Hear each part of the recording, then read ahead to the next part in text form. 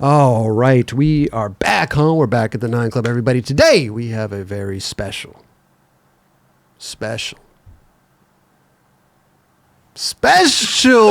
guest. Eric Britton, a.k.a. Tuma, is on the show, dude. How are you? I'm doing well, folks. Thank you for having me on. I appreciate y'all. It's nice to be here, man. Dude. You know, for real. Thank you for coming on the show. We appreciate that. Of course. I've known you for a long time, dude. Yeah. We've seen each other around the, Venice, Santa Monica. Right. I never even knew, where you got the nickname Tuma. Where did that come from? Where did the nickname Tuma come from? Yeah. All right, so growing up in Venice, right? It's everybody. We all have these nicknames that they're not necessarily kind or appropriate for the times. You know what I mean? But so, for instance, my friend Josh, one of the only Jewish kids we hung out with, his name is Bagel. We've called him Bagel his whole life, right? And so my buddy Morgan, who we called Shags because he looked like Shaggy from Scooby-Doo, was a big movie buff. And I was at his house one morning. This is the second day I met him, and the room was dirty.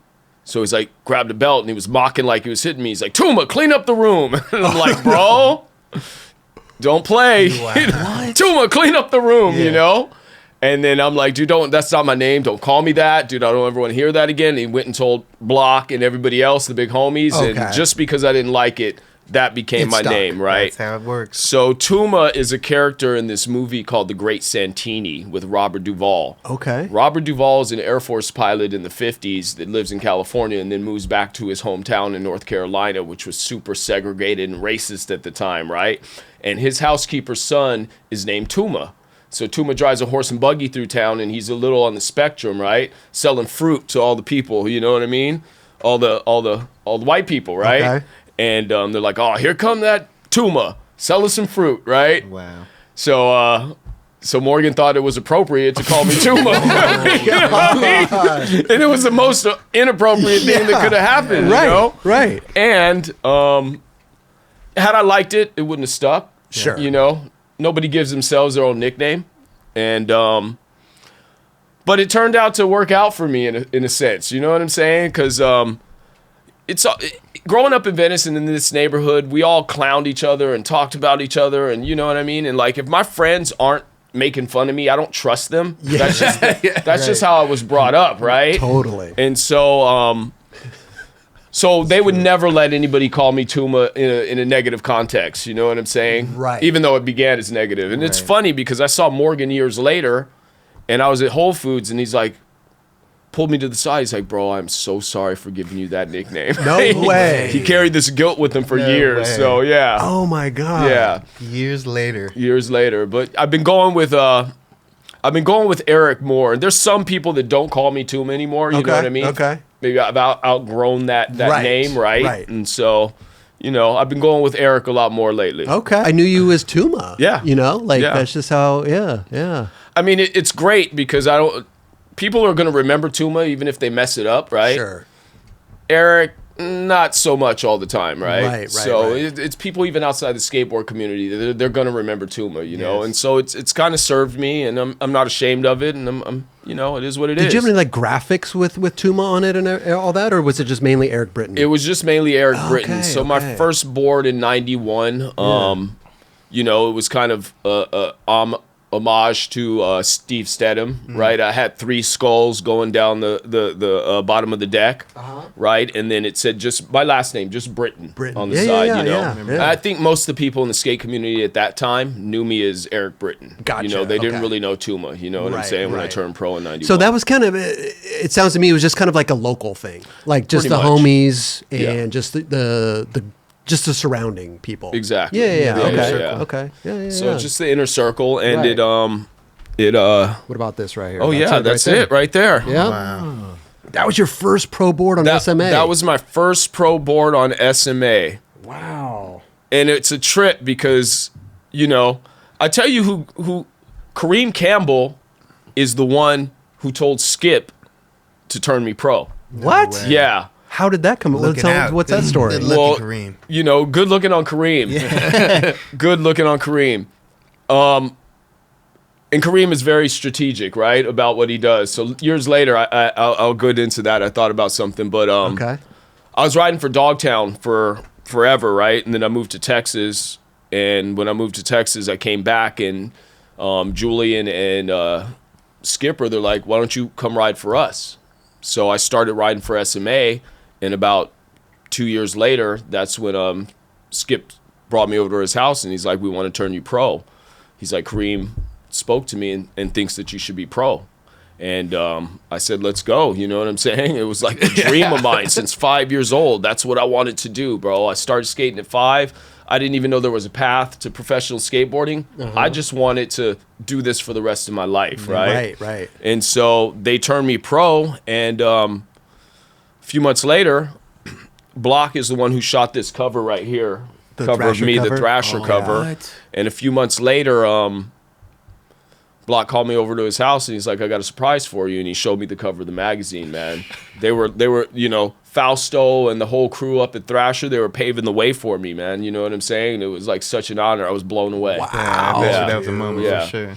But I think I was kind of the top amateur at that time, right? Talking about 90? Yeah, early 90s, 91, something like that, you know? I mean, I don't want to say top. I'm blowing myself up, but I was doing really well. You know, there was a lot of shine on me at the moment, you know what I'm saying? And so I think Kareem's like, all right, let's turn this dude pro and get him out the way for a minute. You know what I'm saying? That's the strategic part you're talking about. Yeah, that's the strategic part I'm talking about. How did Love you, Remo. Love you, Remo. How did Kareem and Skip connect? Were they like how did Kareem fit into that picture right there? Kareem was just like, when he really started skating, I mean, he always says because he saw me, that's one of the reasons he started skating, right? I lived on Cadillac and Venice Boulevard with my sister at the time. Kareem lived right around the corner, you know what I'm saying? And then he would be at Venice all the time, hanging out and stuff, and he was a good networker, you know what I mean? Jesse Martinez was really kind of brought him in and took him under his wing, and so I think just through the community, he connected with Skipper, you know? He's very aware of, like, who he's dealing with, you know what I'm saying? Kareem knows everybody on some real shit. Like, he definitely doesn't leave nobody untouched in that sense. If they're in a circle and he knows, like, there's somebody to a degree, like, oh, I'm saying what's up. Exactly. So, I mean, this is why he's done so well for himself, you know what I'm saying? Yeah, because he knows how to navigate those waters, man. Yeah. And so I believe that's how he connected with Skip, you know? And just kind of built friendship, you know what I'm saying? And then, Well, you mentioned the cover with that block shot, actually, and we were just looking at that before the show started, and that was like they've redone Santa Monica Place, and that's Santa Monica Place, right? Am I tripping, or is that's like the outside? Remember Eric Costin or Mark Gonzalez had some lines there in Blind Video Days? Okay. Remember he like. Wait, is that the rail that Costin grinded? Yeah, Costin grinded the long rail out. That used to be at the end. Yes, that was on the other side. That was on Broadway. This one is on, I think, Santa Monica Boulevard is where this one is at. Yeah. That was on Santa Monica Boulevard and 2nd Street, this rail right here. And it was only like a 3-stair rail. Right? Yeah. And what did Mark Gonzalez? He ollied up in the blind and then like board slid around. The zigzag. Yes. No, I remember that long rail. That you guys are talking about. Yeah. And so, what's the story with that night? Because you said that Aaron Murray's holding the flash back there. Well, I mean, I was just that night. It's a typical night hanging out at Block's house, and Block's like, we need to go shoot some photos. I had no idea. They'd already told him probably they wanted to put me on the cover, you know what I'm saying? Okay. Either that or he just needed to shoot some photos for Thrasher, because back then he was like one of the Thrasher guys along with what's his name? I forget, I'll get back to that. But Block's an OG. Block's an OG, and Chuck Katz. Him and Chuck Katz were the two guys from Venice that were submitting all the time. So we went to this spot. I knew about this spot. I'm like, this is a little rail I want to do, you know what I'm saying? And Murray was there. I think we smoked a couple blunts before. You know what I'm saying? Well, no doubt about that, you know? And, you know, I just started trying nose grind, tail grab, you know? It's a good one at that. It's a good photo because Block is like he got right in front, like he's going in there, right? You're gonna run into him. You this know? cover always stood out. This cover always stood out to me just because I saw a brother on the cover. Real talk. And beautiful. Yeah, it made me think like, damn. Right. You know. And I remember meeting you, bro, like at Venice when in the Wall area, like with Tim Jackson. Right. Probably around the 90, 91. Okay. Give or take. Yeah. And I was definitely you were super cool, down to earth, like very welcoming, and I was like, I love this shit. Is that around the Jesse Martinez story? I think it might have been that day, to be honest, because Jesse Martinez came up to me and basically said, "Come back to my crib," whatever. Followed him back to the crib, and he threw down 2 boards. Oh, and I was dope. like, bro, wow, like never had nothing like that happen, and it did. And that part, I think that's just the most inspiring to me. I was just like, dude, I can't believe it. This dude gave me boards, like, right. And it's Jesse Martinez, and I'm just meeting you, like, bro. It was such a good day. How old were you at that time? I had to be at like 10, 11, maybe 12. Wow, okay. Yeah, so it's definitely a moment that stood out to me for sure. Oh, and dope. I think that you were definitely there that day. Because I don't think I went there that many times right at that time because I was so little. Yeah. Well, if you were 11 or 12, like at what age did you get sponsored? I got sponsored at 12. Okay. Yeah. So you're a little older than Jerron, so that could have been the case. Yeah, he might have been like 14, 15. Okay. Yeah. And Eric D and Murray and all those guys, Aaron Murray, Scott Oster, those guys went to bat for me, and that's why I got put on Dogtown at 12 years old. Remember? You know, because the first time I ever went to Venice, I went down there, and it was one of those, you know, Venice in the 80s and 90s was like dark, right? And I saw Christian. He had long extensions going down to the ground in his spandex, you know, and whoo, pushing, and like they had a quarter pipe up to this wall that was in the pavilion that was like it's like 10 feet of vert, you know, and they were just shredding, and I'm like, who are these dudes, you know? Jump ramps and stuff, and like I found my home, man, because my dad, I lived in Santa Monica on 5th and Ocean Park. My dad's like, don't ever go down to Venice. So what did I do? I went straight down to Venice the next day, and I'm like, wow, okay, I found my people. Because, you know, growing up in the 70s and the early 80s skateboarding, and there wasn't that many black people skateboarding, man. Like, there was a handful of us, you know what I'm saying? And, like, to be able to come to a community where it's like, you got Mexican dudes skating, you got other black kids skating, you know, white kids skating, and everybody's together. I'm like, I found my people, dude. You know what I'm saying? Because my family was like, why you ride that skateboard? That skateboard's, that's for white boys and stuff like that. You know what I'm saying? I got a lot of that. Or even, why you talk that way? You sound like a white boy. It's like, I'm just doing what I do, right? Right. And, you know, and we were setting, you know, Jerron, we were doing what we did, and we were culture creators. We were, before there was, influencers, we were doing influencing without the internet, you know what I'm saying? And so now it's accepted across the board, man. You know, it's a beautiful thing. But I was down there one day and I saw Jim Muir, right? Jim Muir is like, he ran Dogtown at the time, and I'm just a little kid. I'm like, hey, Jim, can you guys sponsor me, bro? He's like, oh, no, bro, we're not looking for any riders right now. Get out of here, kid. That's big dude. Big dude. Yeah. Come on, dude, put me on. I'm like, I'm looking up to him like this, like, you know, just stepped on my dreams, dude. I was so bummed. Did your parents buy you a board? Did you just find, like, did you go ask someone for a board? How did you get it? I got my first board on Christmas when I was 5 years old. So on Venice Boulevard in La Brea, right where the roller rink is over there, World on Wheels, right? There used to be a shop called Zodi's, right?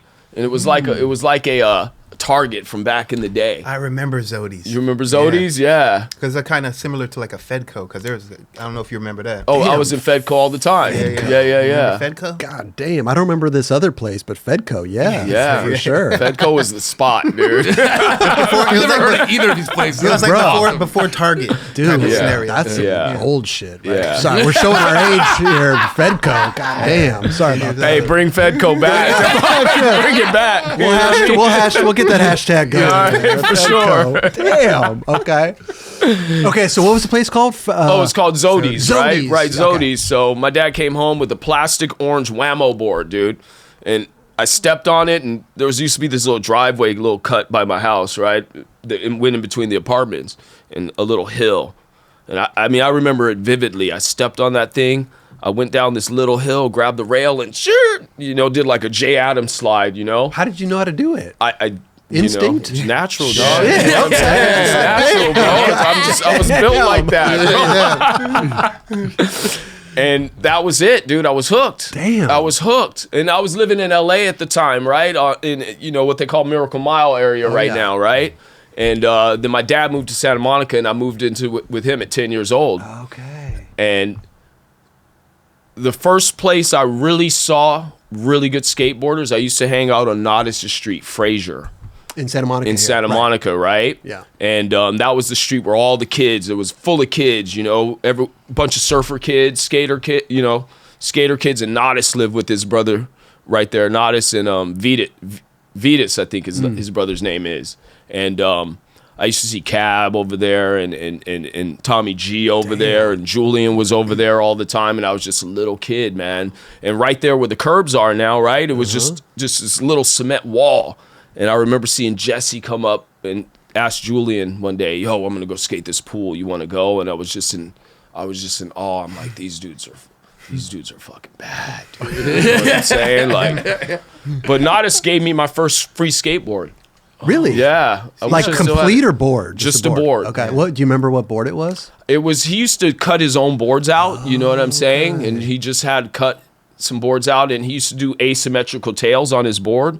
So it was one of those with his own graphics. You know what I'm saying? That's so sick, dude. I mean, I'm kind of broke right now. If I had that, I'd come up real quick. You know what I'm saying?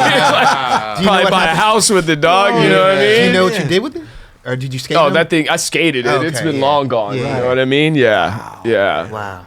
So that's where I got my first board. And then, so back to Muir, a few years later at 12 years old. So I went home, broken and beat down because my dreams were being squashed. And I got a call from Eric Dressen. He's like, "Come over to Jim's house tomorrow. You're on the team." Wait, can I ask you a quick question? Yeah, how you can. close? What's the age difference between you and Eric D? Me and Eric D, I think it's like eight years or something like that. So yeah. 8 years or give or take older. Right. Because Eric D turned pro at like 12 years old, right? 10 years old. 10 years old. He got the cover at like 10 years That old is too. what? Yeah. Crazy, Skateboard bro. magazine, dude. You guys got to find that one. Yeah, You know we what I'm talked about it saying? on Yeah. your show. Like he turned pro at 10. I thought it was 12, But 10. maybe it was 12 somewhere. in that Somewhere, age, but yeah. still, Wait, that's either way. 12, 10, Yeah. come on. that's psycho. Yeah. Yeah. So to get a call from Eric D must have been like, damn. And how did Eric D know? Did Jim talk to Eric D, or did Eric D just happen to call you that day, or what? I don't know how Eric D knew, or Murray and those dudes knew, but at that point they'd seen me around because there wasn't that many young kids around. You know what I'm saying? So they'd seen me around. They'd taken me under their wings. They'd take me to like Kenter and Paul Revere and stuff like that. Those were my breeding grounds, right? That's where I learned, bro. I learned how to fall. I learned how to do everything there, and then I just got the call. Don't know how that happened, but they called me up, come over to Jim's house. I went to Jim's parents' house, gave me like 10 boards, and then said, "We're gonna go shoot an ad tomorrow." And the very next day, I shot my first ad in Thrasher magazine for Bones Wheels. It was a Bones X Dogtown collab ad, right? Wow. Because every Dogtown rider got Bones Wheels for free, right? And so that was my jam, dude. And I remember it. It was, it was, how people used to ride up the walls and put their hand on the ground and like hand plant off the wall. That's what I was doing. It was like a 1 foot hand plant off the wall, right? And Murray was in the ad and Scott Oster was in the ad, shot by Chuck Katz. Were they just in the background? No, they were. It was skating? a three section ad. If one we one could page. find it, we'll pull it up. But You know what I mean? I'm just picturing you like, there's the dude, Jim Muir, who said no, and now you're standing right in front of him getting boards. The next day. Yeah, and you're just like, yeah. You know what I mean? Like, what's up, bro? Yeah, I told you. Yeah. So they would just see you around skating? Is that how they kind of just saw your That talent? was your sponsor me tape. Well, kinda. that was my sponsor me Right? tape, basically. Yeah. Yeah, they would just see me around. Like I said, like in Venice, there wasn't. If you showed any talent at that age, you know what I mean, and you were around, and they would see me hanging out, and so they're like, all right, this kid's in. Let's take care of him. You know what I mean? Because most of my friends that I grew up with, we come from broken homes and stuff like that, right? And so that was like my family. Like I said, I'd arrived when I made it to Venice, Yeah. and so I think it was like one of the first days I was down there. I met Murray and NoHo, Pat NoHo, and Eric D and Scott Oster, and then I met Shogo and Jay, the very first day I met Jay, he used to live with Jesse Martinez. I slept at Jay's house, you know. I didn't even know who these people were. You know what I mean? I didn't know what impact they had on skateboarding as a whole, right? And it was just like, I just happened to be in the right place in the right time, man. You know what I'm saying? So God bless. Big up to Eric D and you know, Jay and Murray and Oster, all them, man. My like people right timing there. Is everything, bro. Real talk. Yeah, for real. So that's crazy, dude. Yeah. And then so when you were skating, because going back to the cover of the Thrasher, because you were telling the story, we always talk before the show and we always tell stories and we're always like, we got to save this for the show. But you were there when Aaron lost his finger and became Aaron Fingers Murray, right? Or he became it because he had 2 lost fingers, right? He had 2 missing fingers on his what is it? I think it's his right hand, if I'm not mistaken. Was he already Aaron Fingers Murray? No, they're on his left hand. Yeah. Before he got his second one on the ramp? Or that I'm not sure about, if he was Murray, Aaron Fingers Murray, when his second finger got cut off. Okay. I mean, you know, one's enough. He could probably earn that name with just one finger being cut off. You know? Absolutely. But apparently the story goes, and I could be a little wrong, the first finger got cut off. He was in woodshop class, and he had on a table saw, and he was making a skateboard, and the table saw took the wood and cut his pinky off, right? Sounds reasonable. They were doing that a lot in woodshop. Yeah, that's right. Yeah, they were, right? And there's probably a lot of people that lost limbs. You know what I'm saying? Yeah. And teachers out for a smoke break. Pretty much. Or in the class smoking back then. You know? This is so true. For sure. And then his second finger, there we go. There's Murdog. Yeah. That's in Venice right there. Damn, dude. Yeah. I trip out. Sorry to interrupt your story. No, please. I love seeing old Venice photos. Yeah. Like, it is so sick. It looks so different. Well, we take it for granted, right? It's like this was right down the street. Right. And we don't think about that every day. Yes. You know, it's like, wow, this was, like you were saying, a soy with his, extensions down to the ground, flying in his, and this part got torn down though, right? Or did it get buried? This part it's not torn down, but that's where that's pretty much where the little park is now, the street area, right? Yep. And then if you see the wall back there, that's an oil derrick, right? They used to pump oil there, and that was a private industry. And so when the pavilion got redone, I think they did it for like the Democratic National Convention '94 or something like that. They wanted to make Venice look pretty, right? And so they knocked that down, and that industry, those people that own that oil thing, gave the city $4 million to build us a skate park because they saw what we did all the time, right? They knew what we were doing, and so they wanted to support it. And as it goes, the money didn't end up for the skate park. It disappeared. Weird. Oh, the city took. That's interesting. It happens sometimes, right? Sure, yeah. It definitely $4 million. But wait, the pavilion was there at that time? The pavilion, if you're looking directly at this picture, the pavilion was to the left. Oh. Yeah. So right to the left is where the graffiti walls are now. Yeah. Yeah. Because this is the big ramp is on this side, right? The big ramp. It's a small wall on the other side where people. Small wall on this side. Yeah. And Murray's on the big side. Yep. And so where the big on the back right, that's where the skate park is now. On the back right, that's where the skate park is now. Yeah. Yeah. Crazy. Yeah. I mean, it's good times right there, dude. You know what I mean? So Aaron Fingers Murray, pinky gone in wood shop, and then pinky gone in wood shop, second finger gone on our friend Jimbo's ramp in the hood. He had Jimbo's ramp was actually at our friend Joff's house, right? And so they built this vert ramp, and Murray had a ring on his finger, and he was doing a layback grind. This was a janky ramp, dude. You know what I mean? Nails sticking up, and his ring got caught on a nail. Oh God! And as he slid down, the ring's finger stayed on that nail, and it ripped out from the tendon. Oh my goodness, dude. And he went up and got his finger down off the thing. He went up and grabbed his finger. Yeah. They put it in ice. They took him to the hospital. Doctor's like, we could sew it back on. I think he looked at his hand. This is the story. Yeah, never mind. I'm already missing one finger. Just bandage me up. I'm out. Yeah, I'm out. I would have been like, you need to give this a good try. Can please? Yeah. Let me get those stitches, man. I need, I play the piano. But when you were there, when there's something like that happens, I mean, that's gnarly, dude. Right. Finger on the thing, he grabs the finger. Like, right. I mean, was that the end of the session, or did you guys keep going after that? I wasn't actually there when it happened. This is a story that I got from Murray, right?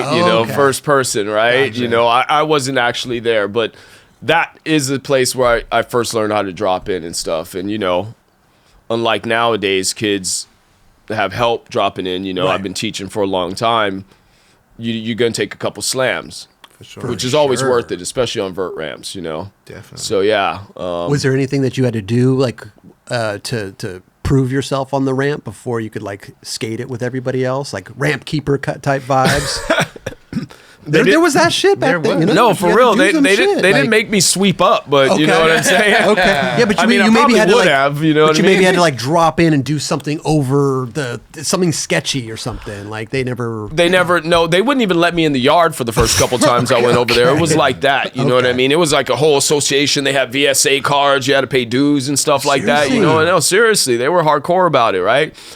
They also come from the surf background where back in the day, you don't just show up to a surf spot and try to claim it. You know what I'm saying? So anybody coming to the ramp, they're like, and Venice was a hood, dude. Mm-hmm. Yeah. Venice was a hood, Yeah, you're some skaters, but most of these dudes grew up in, gang environments, man. You know what I mean? So they had that mentality too. Venice was crazy, bro. Yeah. It wasn't just because you're a skater, don't trip, homie. You know what I mean? Yeah. Well, it still has some of those vibes left. It does, but I think it's softened up. Yeah. You know what I'm saying? Yeah, it ain't the same. Nah. Yeah. I mean, all of LA has kind of changed. You know what I'm saying? Yeah. Definitely. What was the etiquette like down by the beach here back in the day? Because that photo that was up earlier looked amazing. Yeah. Was it, like you said, the ramp was gnarly? Right. Were people crazy? Like, not crazy. Were they protective of everything back then down by like where the pavilion was and everything? They were definitely protective of a lot of things. I think most of the time when skaters came in, they would kind of size a person up. You know what I'm saying? Who is this cat? You know what I mean? What is he capable of? And you'd have to prove yourself. You know what I'm saying? Yeah. They're not going to just let you go and take a push and ride the quarter pipe, Right. I mean, you do a couple tricks and then you're in, right? Or you're out. One of the two. Yeah. I mean, I remember when Jason Lee first showed up to the beach. You know what I'm saying? I think Jesse kind of catered him into the scene, and he was shredding, doing tricks, doing everything. We had never seen nobody doing tray flips and all that stuff, as consistent as he was doing it. But people were like, who's this fucking dude? You know what I'm saying? So Jesse had to bring him in. Freestyler. Jesse had to bring him in. Jesse has always been the guy that carries people into the neighborhood because Jesse's got so much respect. You know what I'm saying? He's put so much work into the neighborhood and time and stuff like that, and like born and raised Venice his whole life. Yeah. And so it's like, well, Jesse says it's okay, so it's going to be okay. Yeah. You get the stand from Jesse, you're good. Yeah, you get the stand from Jesse, you're good. Yeah. How was the ramp situation there? Like, I heard Pat was saying that Block would bring the ramps down there. Yes. Is that like everyday thing, or what was it, like a weekend thing, or what was that like? It was we would build a ramp, or they would build a ramp. First off, all the wood was stolen. You know what I mean? Yeah. This is when construction sites they weren't hip to it. They didn't lock their stuff up. So Jimbo would always build the ramps. He was the ramp builder. Jimbo and Block and a couple other people, Chano and a few other heads. But we would build the ramps and bring them down there and just leave them. And then after a while, the city would come, chainsaw them up. And then we'd have to build another ramp. So they'd stay sometimes for a month, maybe for a week, maybe for a weekend, but we kept replacing them, we weren't going away. Oh, I didn't realize that you guys left them down there. Yeah, because, I mean, it's a pretty huge quarter pipe. Yeah. So the sessions kind of blew up when they blew up. Like, exactly. we're obviously, like, got a landline call the homies to get down there and have a session. I mean, even without the quarter pipes, there was always something happening in Venice right then. Yeah. You know what I'm saying? Like, we were jump ramps to walls, whatever it was. Yeah. And then, when street skating really started to take hold, it was the pavilion. It was the pit. Yeah. You know, it was the benches and the ledges in there. Oh yeah, yeah, for sure, yeah. Sure. When I was growing up, skating first coming into Venice, that was the thing. Is like graffiti pit. You leave when it's going to become dusk. Right. When it's getting dark. You're out of there. Right. You know. Was that mainly because of what was going Just on? who the gangsters were going to come hang out there or Okay. something. It was just Yeah. like Yeah. It changes. yeah. It changes in a matter of. And you don't want to the be there comes. at night. Yeah. I'm so bummed that they buried that thing. It was such a good man. It's talk about like a legendary place. Not even Right. a skate spot, but like a legendary place. Right. You know, covered with graffiti. It's amazing It's- that like it's always funny to me that like there's like this amazing skate spot, but no one knows it's great until like skateboarding evolves. Right. And it goes into street skating and you're like, wait, we have this ridiculously amazing spot here that was not built for it. Right. But we are skateboarders are gonna make it something great. That's what was that intriguing about that spot. I mean, that's the beautiful thing about skateboarding, and especially with street skating, man. It's such an art form. Yeah. You know, it's such an art form. It's the expressionism of it. You know what I'm saying? Like, oh, look at this one. Oh, there goes That me one- right there there. you Ah. This So is sick. the Venice Who is wall that? with the quarter pipe. That's you're right. That's a huge a big quarter ass pipe. one. Yeah, that was a big No quarter wonder you pipe. guys left it there. Shit. It's like what, 7 feet? 6 Yeah, feet? well, that was about 6 feet. Yeah. I mean, I was a little like 4 foot something, man. It felt real big to me, you know. Sure. I remember being on that ramp trying airs, and Hartzell's like, "Bro, you're not gonna try airs until you learn how to grind." Okay. Like they laid down the law, Right. You know, they made me work for it and put in the work before I was able to even do airs. They just denied me. My boy, Little Man, right there. But that's kind of like the progression, though.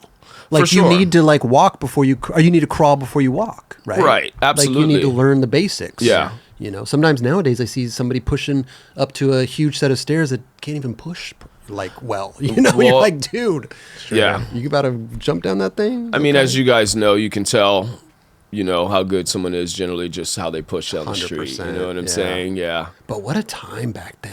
Were Just the people- sessions and everything? Were Look at people that. stopping and watching you guys? Like kind of like they're at the skate park now, it's like a tourist attraction. Were people stopping and watching all the time? Oh, I grew up with thousands of people all day long watching us down there at the beach, man. way. It was, you know, I've never had a problem skating in front of crowds. It kind of fed our energy, you know what I mean? It made us want to skate harder, but it was like the main attraction, you know what I'm saying? Yeah. Yeah, it was beautiful. So sick. Yeah. I couldn't even imagine the pavilion there right now, just because of the simple fact that I think that bums will come in there and infiltrate, and you wouldn't even be able to like really be in there. But I know that they would probably try to, you know, get them out of there. You know. Well, you know what? I always mention the people, like there was a bunch of homeless people and people doing, Not you know, bums, homeless, bums and, you know, in the pavilion. They weren't necessarily a threat though, you know what I'm saying? Most they kind of knew all of us as kids and kind of watched out for us, you know, in a sense, because, you know, they knew we were just in there skating and stuff like that. Yeah. They didn't want to be bothered either. Right. You know? It's a little different now, you know? It's so I mean, what I think they should have done with the pavilion, because it was a beautiful theater, man. Right. Yeah. You know, on the inside, they had this beautiful 20th century architecture. You know, it was all Art Deco. It would have been great had they kept the pavilion up, allowed us to skate in that area, cleaned it up a Preserved little it, bit, yeah. preserved it, and then had shows and stuff there, man. It would have brought Totally, Venice so sure. much money, Oh, you know. 100%. But they wanted to make Venice look nice so they can get some more funding here, I suppose, you know. right. But I they mean, I could don't know have the made it reasons. look nice. Nice, They for could have sure. made it look appealable Definitely. to everybody, you know? And probably the cost of preserving it was just far greater than they wanted to Right. spend. You know what I'm saying? That's You crazy. look I've at never that, seen this bro. footage. Look at that. Damn. Wow. They did. They cut the roll away. They cut the roll away. Wait, is that Eric D? That's Eric man, D. That's the dude from Thrashing. What's his name? Robert Rustler. Robert- Oh, that's Robert Yes. Rustler. No Looks way. like him. Yes, dude. Wait, let me see this. Here you, bro. Look at you.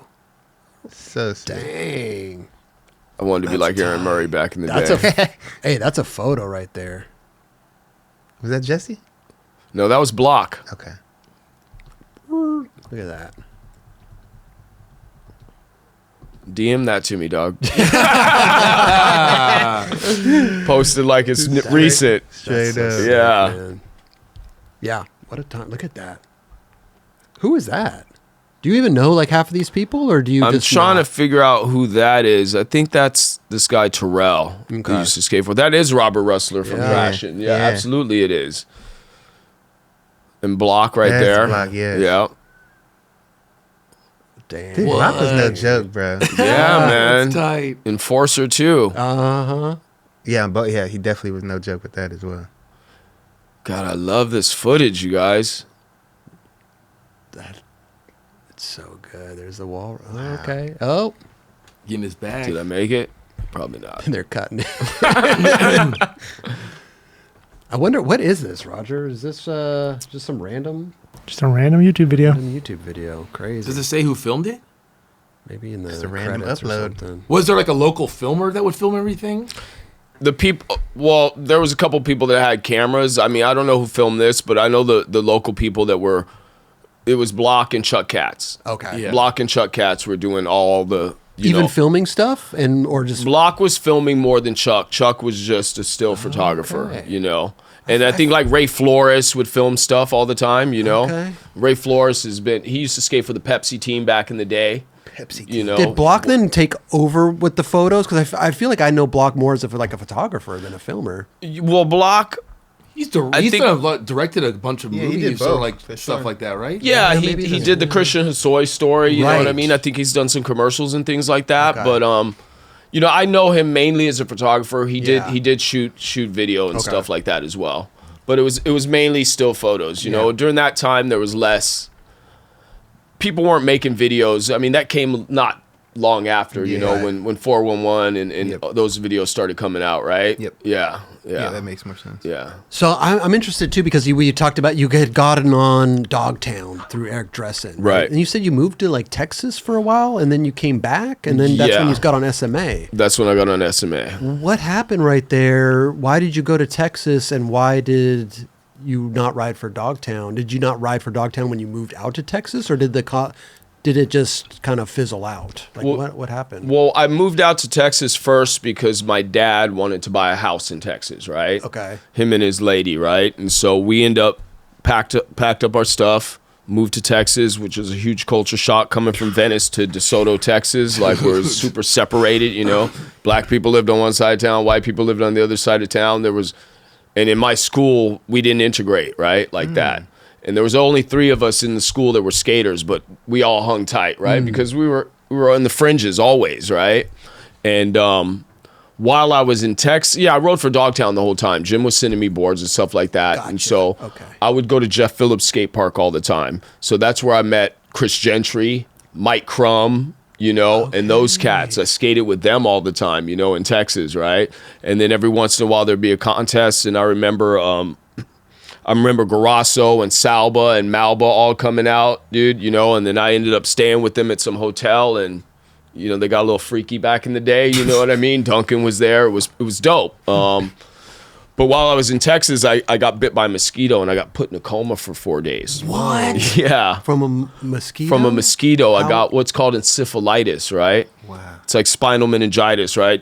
Fluid builds in your spinal column, goes up into your brain, and then you know, it's like water on the knee. You get so much pressure on your brain that your body shuts down, right, to keep you alive, no? 4 days, I came out of that, wasn't supposed to live, and then my dad shipped me right back to California, right?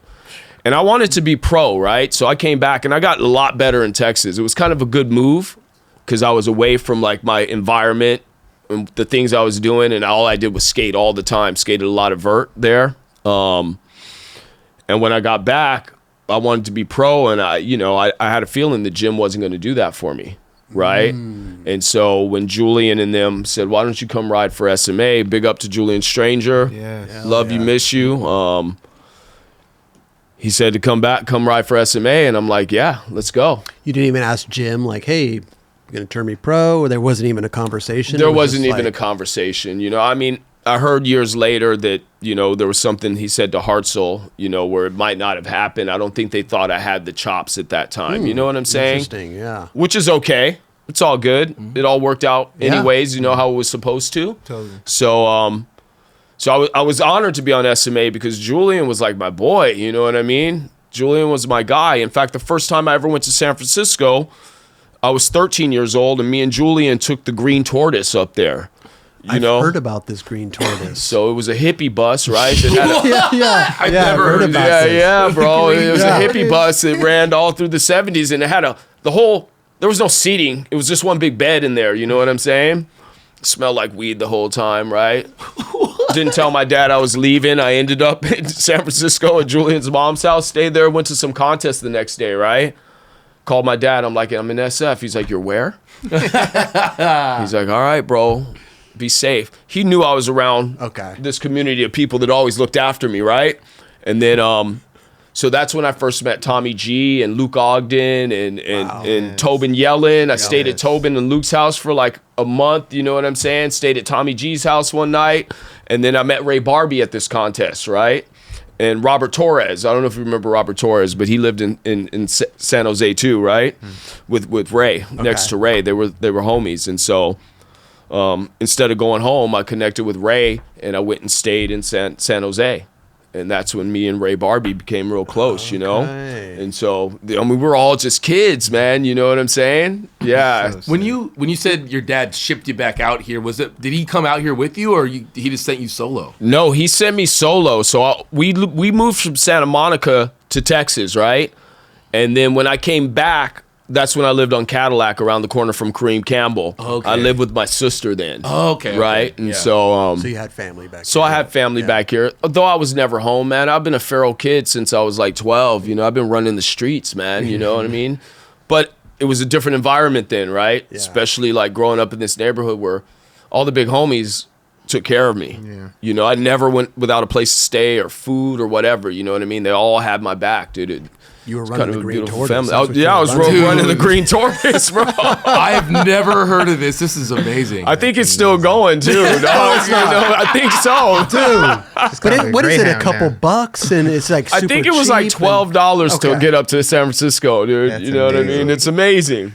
Green Tortoise. I've heard legend, like the legend of the Green Tortoise. What? It's real. I want to make some T-shirts now, bro. Dude, the Green Tortoise, man. But it got you up there, man. It did the job. Maybe it did the job. And how old were you when you? I was 13 when I jumped on that thing. Yeah, it just took off, bro. That is so funny, bro. Yeah, no. How did your dad feel about you skating overall? My dad supported it. You know what I'm saying? He's always supported everything I did that just kept me out of trouble. You know what I'm saying? And even though I was around some pretty heavy dudes, you know, they were skaters, but they were also, you know, big in the dealing game and all that stuff, right? He knew I was always looked after. You know what I'm saying? Mm-hmm. He knew how much I loved it, you know what I mean? So he supported me. I don't think my dad ever came to see me skate, not one time, but he always made sure I had skateboards and stuff like that. Although I did get sponsored pretty young, so he never really had to buy me anything. Right. You know what I'm saying? Yeah. Did you give him a chance to be invited to something? Because for me, at that time, I don't know if I really would want my mom or dad to come out. Right. To where you know what I'm saying? I feel you. For some reason, unless I was in a contest. Yeah. But even then, I'm just going to do me. No doubt. So I don't know, I don't think our parents. I was saying this last night to my sister. I don't think any of our parents knew how to interact with us skateboarding. Right. Like you go to a baseball game, like cool, I'll go to the baseball game and watch. Like, yeah. Right. What are they gonna do?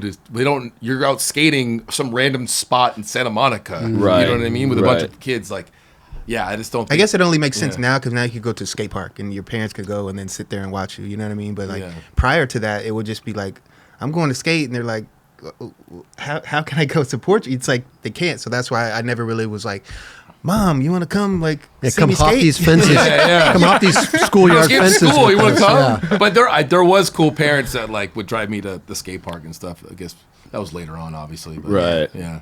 Well, you know, my dad was so busy working. You know what I'm saying? Right. It wasn't his thing. Yeah. You know, different generations, right? Now I got a kid who's 16 years old. I grew up skateboarding, you know, and I see it all the time. It's turned into a situation now where there's some parents. It's like soccer parents, you know, they're pretty heavy on their kids, wanting them to be the best next dude, you know what I mean? And so, you know, my kid, I can actually go skate with him, which I'm like stoked on. Oh, he's you know, yeah, he rips. He's naturally gifted, dude. Damn. Super good. He's 16. I didn't know that. 6'3". Shut the and just six. Yeah. Yeah, At 6'3". 16? God dang. Damn, dude. Should get him. Maybe he's in the wrong sport. That's what I'm saying. Basketball. I mean, no, if I was, you know what I'm saying? I'm trying to tell him. I'm like, bro. Yeah.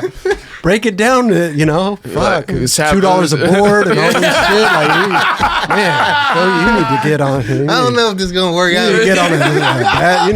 You need to go somewhere else. I mean, had I known, I would have put the ball in his hand real young. You know what I mean? Like, I didn't know he was gonna be skateboard. No, but that's awesome. Yeah, though, there he dude. is, right there. That's here my boy. in the Venice. Taj. Yeah, dude. I didn't know that he ripped like that. Yeah, he doesn't care about it though. Okay. He doesn't care at all about He it. skates for fun. Yeah, I mean, and he doesn't even skate that often. He'll skate like 3 days a week, and everyone's always impressed with him. I'm impressed with him, man. Wow. And it's like one of those things where it's like, he's like, yeah, Dad, I don't want to do this for a career. Okay. He's all brains kid, man. He wants to be an engineer. Oh, that's awesome. He's in Run it, AP kid. Calculus 10th grade. You know what I'm Seriously? saying? Yeah, crushing it. I could barely add and So, subtract. yeah, I mean, Jesus Christ. at 5 years old, I'm asking him math problems, bro. Like, Hey, can how- you count this money for me, bro? For real, You know what I mean? Like, what's it looking like for daddy right now? How much tip do I leave? Yeah. Do that math. I can't add. I don't know Exactly. what 10%, 16%. No, for real. Thank God it's on the receipts now. Sometimes. You know. Sometimes it's not, and I really got to think about it. Like, oh man, smartphone. I know, that's what we got him. Yeah. But yeah, so he doesn't care about it. He just wants to skate and have fun. He doesn't care and about it. He okay. just wants to skate and have fun, But and that's it's cool, like though. At least you get to skate with him on occasion. it's all That's good. You know what I mean? I support what he does. He likes to play volleyball. He hangs out with his friends. He loves snowboarding, and that gets expensive. But you know what? I'm gonna put out what I can for my kid, dude. You know what I mean? course. It's all good. It's all good. I'm glad I have a relationship with him. We can roll and do that stuff. You know what I'm saying? Yeah. And he's a Venice kid by proxy. He doesn't hang out in the neighborhood, right? Yeah. Right. So it's all good, man. I love it. Yeah. Sick, dude. Here, let's see. There he is right there. Oh, there he goes. Right. Wow. Yeah, that's my kid right there. mini- So you. crazy getting Little Taj. taller than you. Taj, give a shout out to Taj Britton. There you go. What's up, son? Yeah, it's a little weird, man. It's a little weird, like trying to hug him and stuff. Now I'm like, yo, you're like a little man. I know it sucks when they get to that point where you're like, because my little dude's still little, and I'm like, I still want to give him hugs, and Yeah.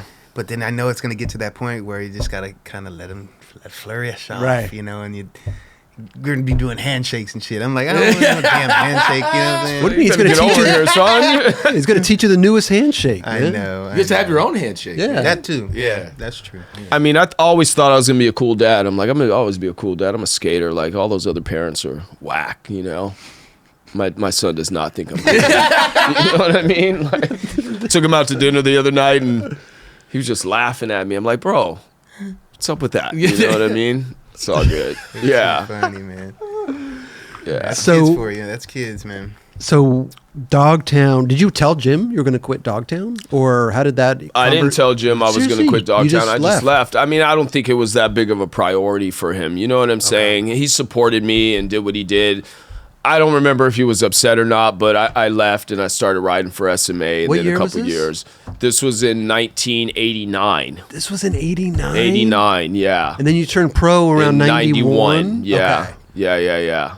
Wow, dude. So, SMA, Santa Monica Airlines, dude. How long was That's SMA around for? Because it wasn't too long, was it? Still around. I don't Well, think I it mean, was it was like a big thing at one point, right? Yeah, it was a big thing, and Natas made it big. You know what I mean? And it started off. I don't know who Skip was getting boards made initially. But then Natas was attached to it because I think Natas and Skip started this together. Probably started in 84, 85 or something like that. Maybe. I don't know the history of that necessarily. And then Santa Cruz was distributing it. That's when it got. That's when it went huge. You know what I'm saying? That first one video where Natas is, does the. I don't even know the first video, but he ollies off the jump ramp and the roll bar of the like truck or whatever. You know that video? Yeah. I don't know if it wasn't Speed Freaks. That was the video I was in. I think it was Streets on Fire. Streets on Fire. Yeah, exactly. Yeah. Oh, he skated to that song. That Fire Hose. Fire Hose song. That song yeah. stands out so much, bro. Yeah, that's sick. Yeah, Natas is a guy, I don't even know Natas. He wasn't even really in my era of growing up skating, but still when I see him down at the beach, I'm like, there's fucking Natas right there. Like, it's crazy. Like, he has this like thing about him, you know? Yeah. I mean, he was one of the pioneers, bro. There you go. That's the one. That was gnarly. Look at that, dude. That was gnarly for that time. For that time, that was gnarly. What year was this, Raj? Do we know? Oh, sorry. I messed that up. That was super gnarly. What year was Streets on Fire? I believe like 89. 89? Around that time. Damn. Look at it. He was psyched after that, too. Looks like Gorecki a little bit. Yeah, a little bit. Yeah. Oh, there goes the curbs. There's the curbs, man.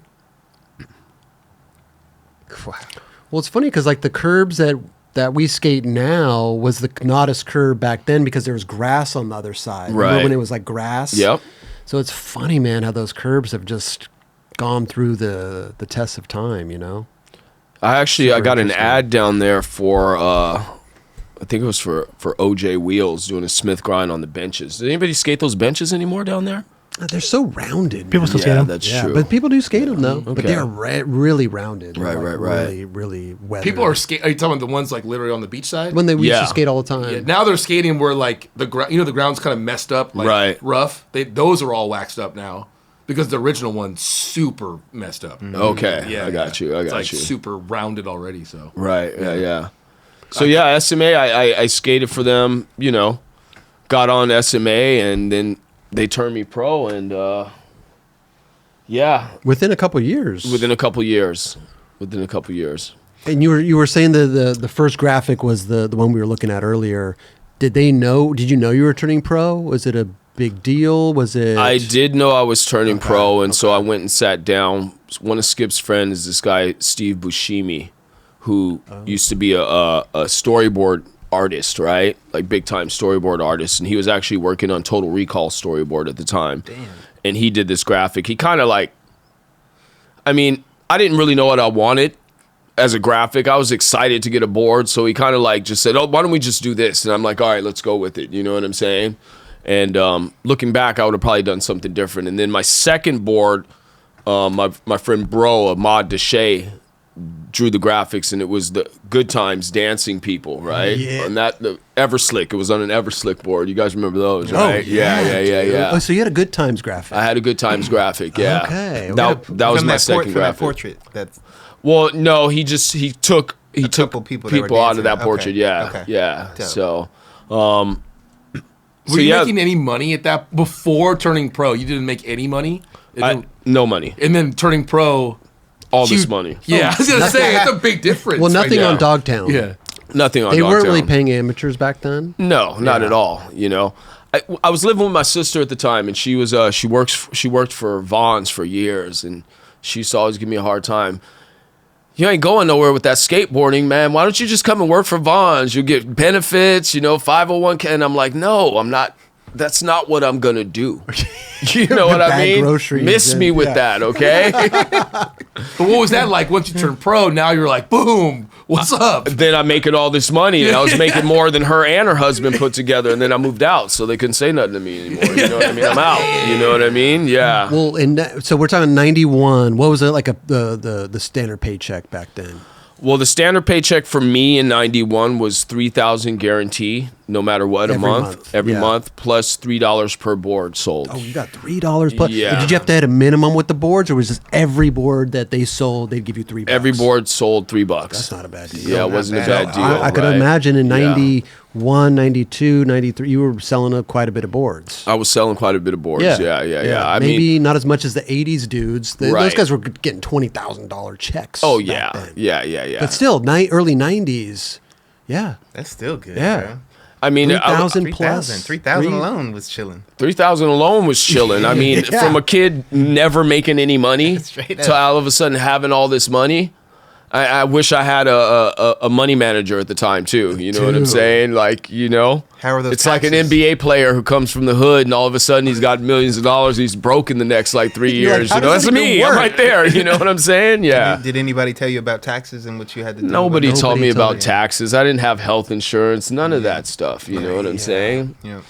Like, I think that's a necessary thing for kids now that are getting contracts. They got it. They got to teach them that. They You need know a what I'm saying? 101 for sure. To Yeah. learn that Yeah. the ins and outs of that for sure. Kids sure. nowadays, they got managers. Right. They do. They got agents. Right, You know, right, we right. didn't have any of that. I think we'd all be in a different tax bracket if we had that stuff in our day too. For sure. Because I wasn't one of the highest paid pros, but if I knew how to like manage my money and pay taxes, I would have saved a little bit and had something, investments and stuff like that. Maybe I don't know. I mean, and at the same time, I don't know. We're not doing so bad. We're here in Venice. You Yeah, know what I'm no, saying? We're for good. You know what I sure. mean? But Yeah, but I yeah. totally understand what you're saying. You know. Yeah.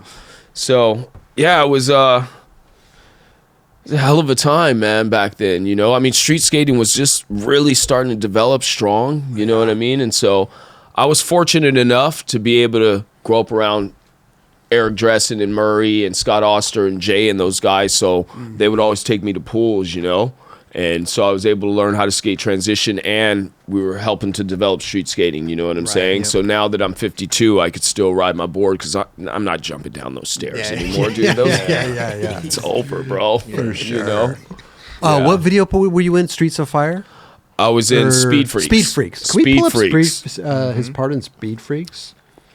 Let's get some. How was Eric for filming Britton. for these videos back then? Because I always hear like, oh, it's just like a day of filming. You don't really like. So like, hey, we have this big video. We're gonna take a month to film. Was it just like how long? What was that filming process? It actually did take about a month Oh, really? of Okay. filming. Yeah. I went down to San Diego and went and skated some stuff there at the college. There's this big street gap. Ended up doing that and a couple other things down in SD. And then we shot here in LA. Yeah. So that was, it took a while. Who was But filming that? I don't even remember the filmer back Oh, then. yeah. You know what Tony I mean? Robbins? I should. Tony Robbins? Tony Robbins. Tony Roberts was the filmer. Okay. Yeah. Just come pick you up and go out and shoot. Just come pick me up, go out and shoot, or we'd meet him there, because a lot of the times I was skating with Eric, Eric D. Eric D. Yeah. Eric D took me under his wing, especially when I was on Dogtown, right? And he used to have his board, his dressing board, and then so I would always cut his board down, and so he actually made a pup size for me. You know what I'm saying? And it was the pup size. How much are you so- cutting this board down? I mean, it was. I was a little kid, man. So I had I don't know, probably 28 inches long. You know what I mean? From 31 or something like that. Wow. and then changing the wheelbase because the wheelbase was too big for me. Damn. And boards back in the 80s, they were already big enough. You know, They're huge. They're heavy too. Yeah, Yeah, exactly. Yeah. Wow. So you were cutting down Eric D's board, and he Right. made a pup size. And he made a pup board? size for me. Was he selling the pup size? He was too? selling the pup size too. Yeah, I think I yeah. remember that. Seeing Yeah. a smaller version of the bigger board. That's so sick. that was yeah, big up to Eric D, man. He's still such a love him. sweetheart, He's man. such a sweetheart, He's the legend. best. Always been such a solid dude. Best Yeah. dude. But yeah, I used to skate with Eric Dressen all the time back when, and Donnie Barley. Oh, Such Barley, an man. odd couple. Where's right there. Barley at, man? He's back in. He's back east. Okay. Connecticut, possibly. Yeah. All right. He's doing his thing over there. He's Nice. helping out the city build a skate park. Oh, dope. Yeah, Okay. could be open by now, maybe. All right. But he's doing good. Dope. Yeah. They just broke ground on the Malibu skate park. That's what I heard. Yeah. Kid him. Yeah. Yeah. It should be fire, hopefully. Crazy. Well, Where listen, is whoa, it? watch out, bro. It's up at the crazy. Bluffs. You know where the park is now up in Malibu? I've never even actually been there, but Okay, it's the prefab one, right? Right. Yeah, It's okay. across the street from Pepperdine in that Oh, yeah. park up there. So now they have this. Yeah. It's going to be a good park up there. It looks you know? rad. Yeah. Yeah. I mean, for tranny kids, right? Mainly. Right. There's not going to be much of a street section Well, there. I don't know. I think. Is saw there? some photos of it, Okay. and it looked like they had some like little hubbas and stairs, Okay. and, like some ledges and stuff like that. I got you. Yeah, but I don't know. But that's sick. I'm Yeah. glad they carved out a budget, to make that happen. I mean, I'm glad they did too. It almost didn't happen. Yeah. Some developers didn't want it.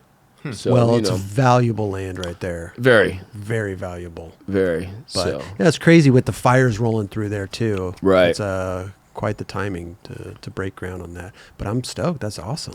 It's gonna be good. Yeah, it's gonna be good for the lessons. Oh, Too. I see dollar signs all over the place. Make sure you get your Yelp and all your shit. Yeah. What before Yeah, we get no, into for the real. lesson stuff? Really quick though, when you were skating for SMA, was there any other sponsors you were making money from, like When trucks, wheels? Okay. Yeah, when I was skating for SMA, I was also skating for Thunder. Okay. And Shrugi, who now runs Ace, was the team manager for Thunder at the time, and so they were paying me. Okay. Shout out to Shrugi, bro. Couple hundred Shout out bucks. to Shrugi. Yeah, no, love Shrugi, man. Him and Joey T, man. all Torche, day. man. All day. Fuck my people right Yeah. there. But I remember that day I turned pro, I got the cover, and then Fausto brought me into his office for the first time. It was like meeting the Don, you know what I'm saying, back in the day, because Fausto was the dude, right? Being Fausto's office is like meeting the man, you know, Capadonna right there, dude. And I was Top like, tier. and he's like, we're going to start paying you for Thunder. Just go talk to Shrugi and stuff like that. So I was getting checks, man. You know what I mean? And I'm a kid, bro, 19 years old, Right. like just living this dream. I couldn't believe, I still can't believe it, you know, and I think back on it. But yeah, just basically Thunder, Okay. SMA, and you know, as much product as I want from OJ. OJ wasn't paying me or anything like Okay. that. I was getting shoes from Vans. I've been I was getting gonna shoes from ask. Vans Yeah, forever. yeah, You know what yeah. I mean? We used to go down to the old Vans factory when they had a vert ramp there and a mini ramp, and what's his name? Who's it? It was God, what's his name? It's gonna come to me. Who was running Vans at the time? It was Rosecrans? Beetle Rosecrans' dad, Everett Rosecrans. There we go. Everett Rosecrans was running Vans, and so and we used to skate with Beetle and Kelly Rosecrans. Big up to Kelly. Okay. And yeah, for years they just gave us boxes of shoes, bro. It was like the heyday, 10, 20 pair at a time. You know what I mean? Like it was dope, dude. Were you selling gear on the side too? Like not just Vans, but anything like any other skater would do. But I never had to sell anything in those times. really, Yeah, I mean, even before I was getting paid, I wasn't selling anything. You know what I mean? I was still living at home, so I had food to eat and stuff. You know, I was a kid until I turned pro. Then it all changed. I was making money, right? That's crazy. But yeah, I used to spend a lot of time at Vans. I was sponsored by Vans, sponsored by Limpies. Oh yeah. You know, yeah. Olympics is still around, ain't it? Yeah, they just came back, actually. Yeah. That's why I've been seeing something recently. I was These like, cats I know bought the licensing for $2, and so now they're making it again. what's Limpies? $2. There was a clothing company back in the day, yeah. The guy from Skate Rags, actually. Wow. You guys remember Skate Rags? Yep. From Skate Rags, I was riding for Skate Rags, and then he started Limpies. Yeah. I've never heard. You should see the logo. You should see the logo. Can we It's pull it amazing. up? It's Yeah, amazing, yeah. Okay. It's probably the logo that you would imagine. Right, maybe. right. Did you ever get shoes from Vision Streetwear? I did get shoes from Vision Streetwear. So here's the conflict. I was riding for Vans when I shot that cover. you weren't. Yes, I was riding for Vans when I shot that cover. And then I get the cover, and they didn't want to pay me at Vision Streetwear. You know, Yeah, I they understand should. that. You know what I'm saying? sure. I'm like, they should have paid me. All day. You know, all those day long. shoes I remember being like really dope at the time. I don't know I mean, obviously you had the cover of them. I mean, that's a Vision Streetwear ad, right? Pretty there. much is. Yeah, it definitely is. If you're riding for Vans, why were you wearing those? You know, I'm not. Shit happens. I'm not loyal. I'm like, bring it wherever I get it from, right? No, I'm just playing. To be honest, I don't know. That was a foul move right there. That was a mistake. I should have been in Vans. You know what I'm they say saying? anything? They didn't say anything to me. You know? Okay. Yeah. Well, if they're not paying you or anything, it's not like they owe you. Like, you just cool.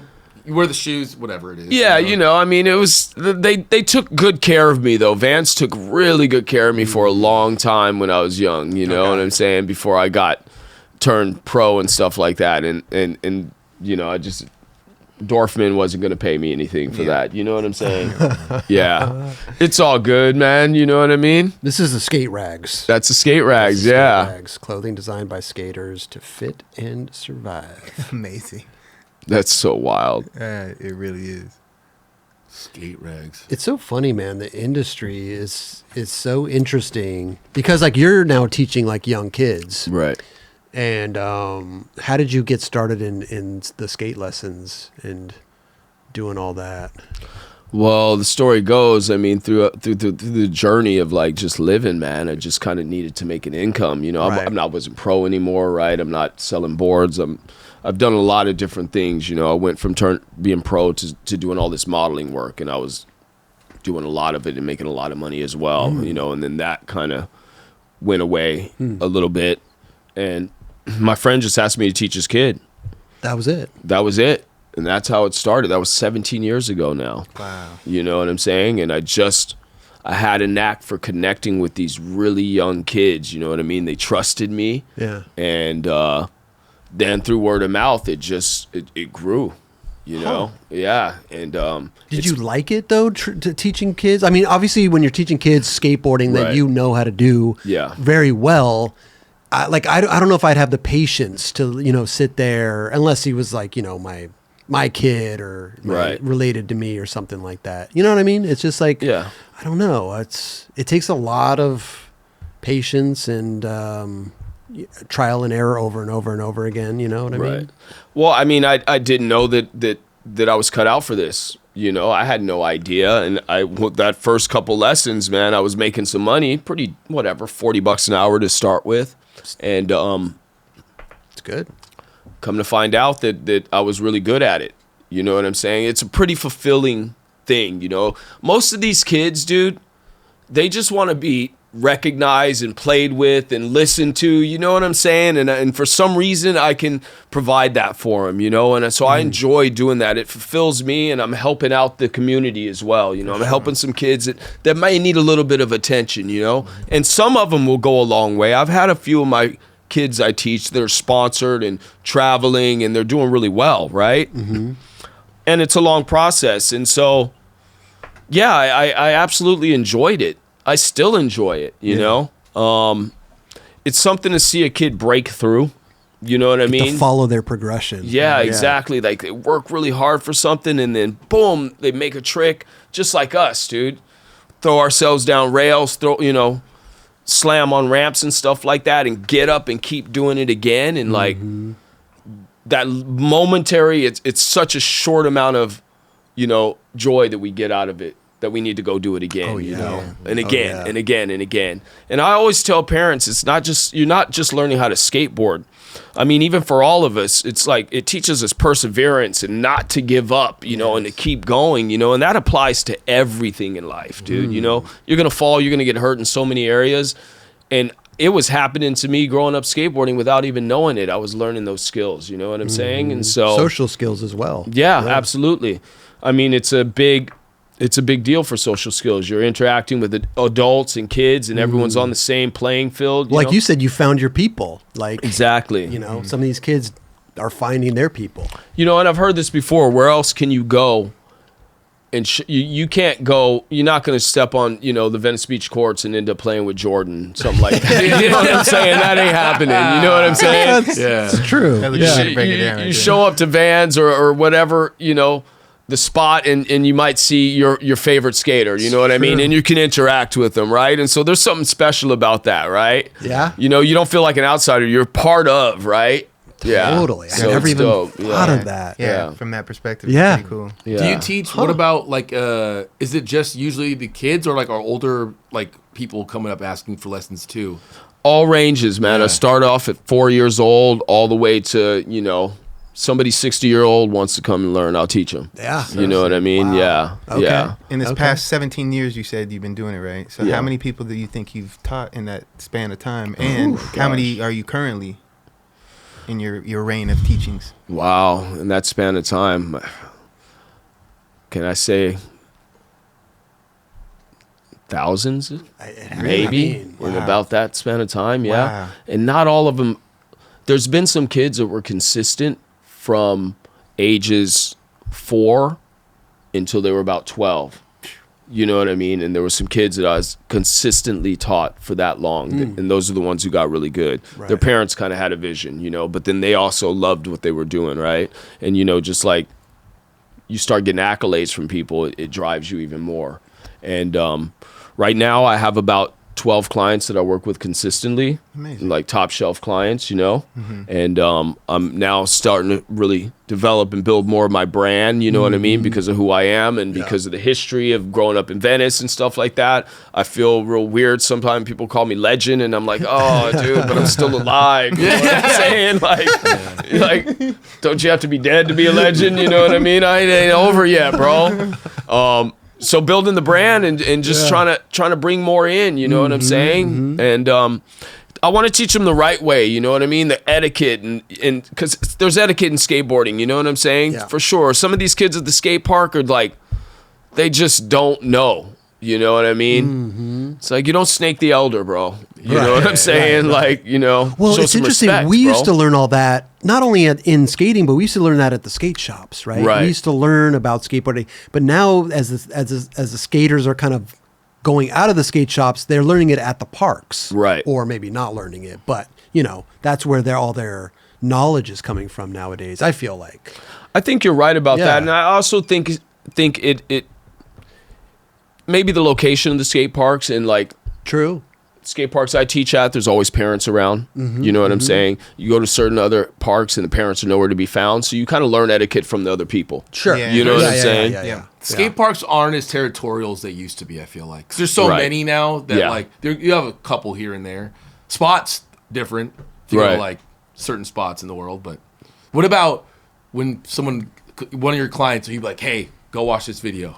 Are you giving recommendations of, like, skaters or, like, videos to watch or magazines to look at? Or is it just kind of, hey, this is how you skate? It's mainly coming from me because some of these kids are so young, they don't even know what they're looking at. You know what I'm saying? No, okay. Unless they kind of get hooked, then they're searching the internet and they're watching videos on their own. You know what I'm saying? Right. But most of the kids are like between 4 and 6 years old. They're not interested. Like once they're out of the skate park, they're going to play whatever. You know what I'm saying? Yeah. They're going to play Minecraft. Yeah, exactly. Yeah, you know what I'm saying? Yeah. Yeah.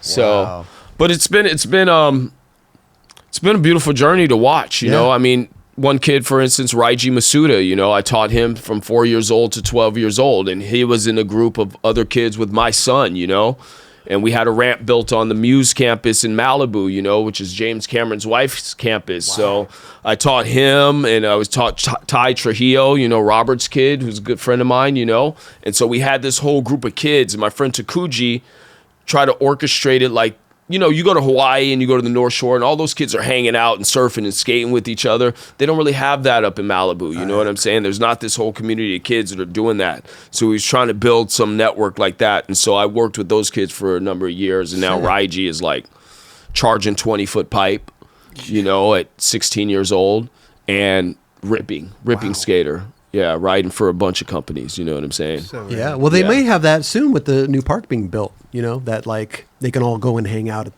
that park. I think so. You know, I mean, I feel like a lot of kids that get really good, their parents aren't necessarily around so much. You know what I mean? That's what I've found in doing what I've done for so many years. Because, for instance, I teach at the Cove Skate Park, and when that park first opened, it was almost like a babysitting place. Parents would just drop their kids off. Elijah Burrow would be there. Evan Burrow would be there. You know what I'm saying? And a bunch of other kids. Lizzie would come, and they all got really, really good, because they were pushing each other. You know what I mean? It was that friendly competition environment. No parents there to coddle you or anything like that.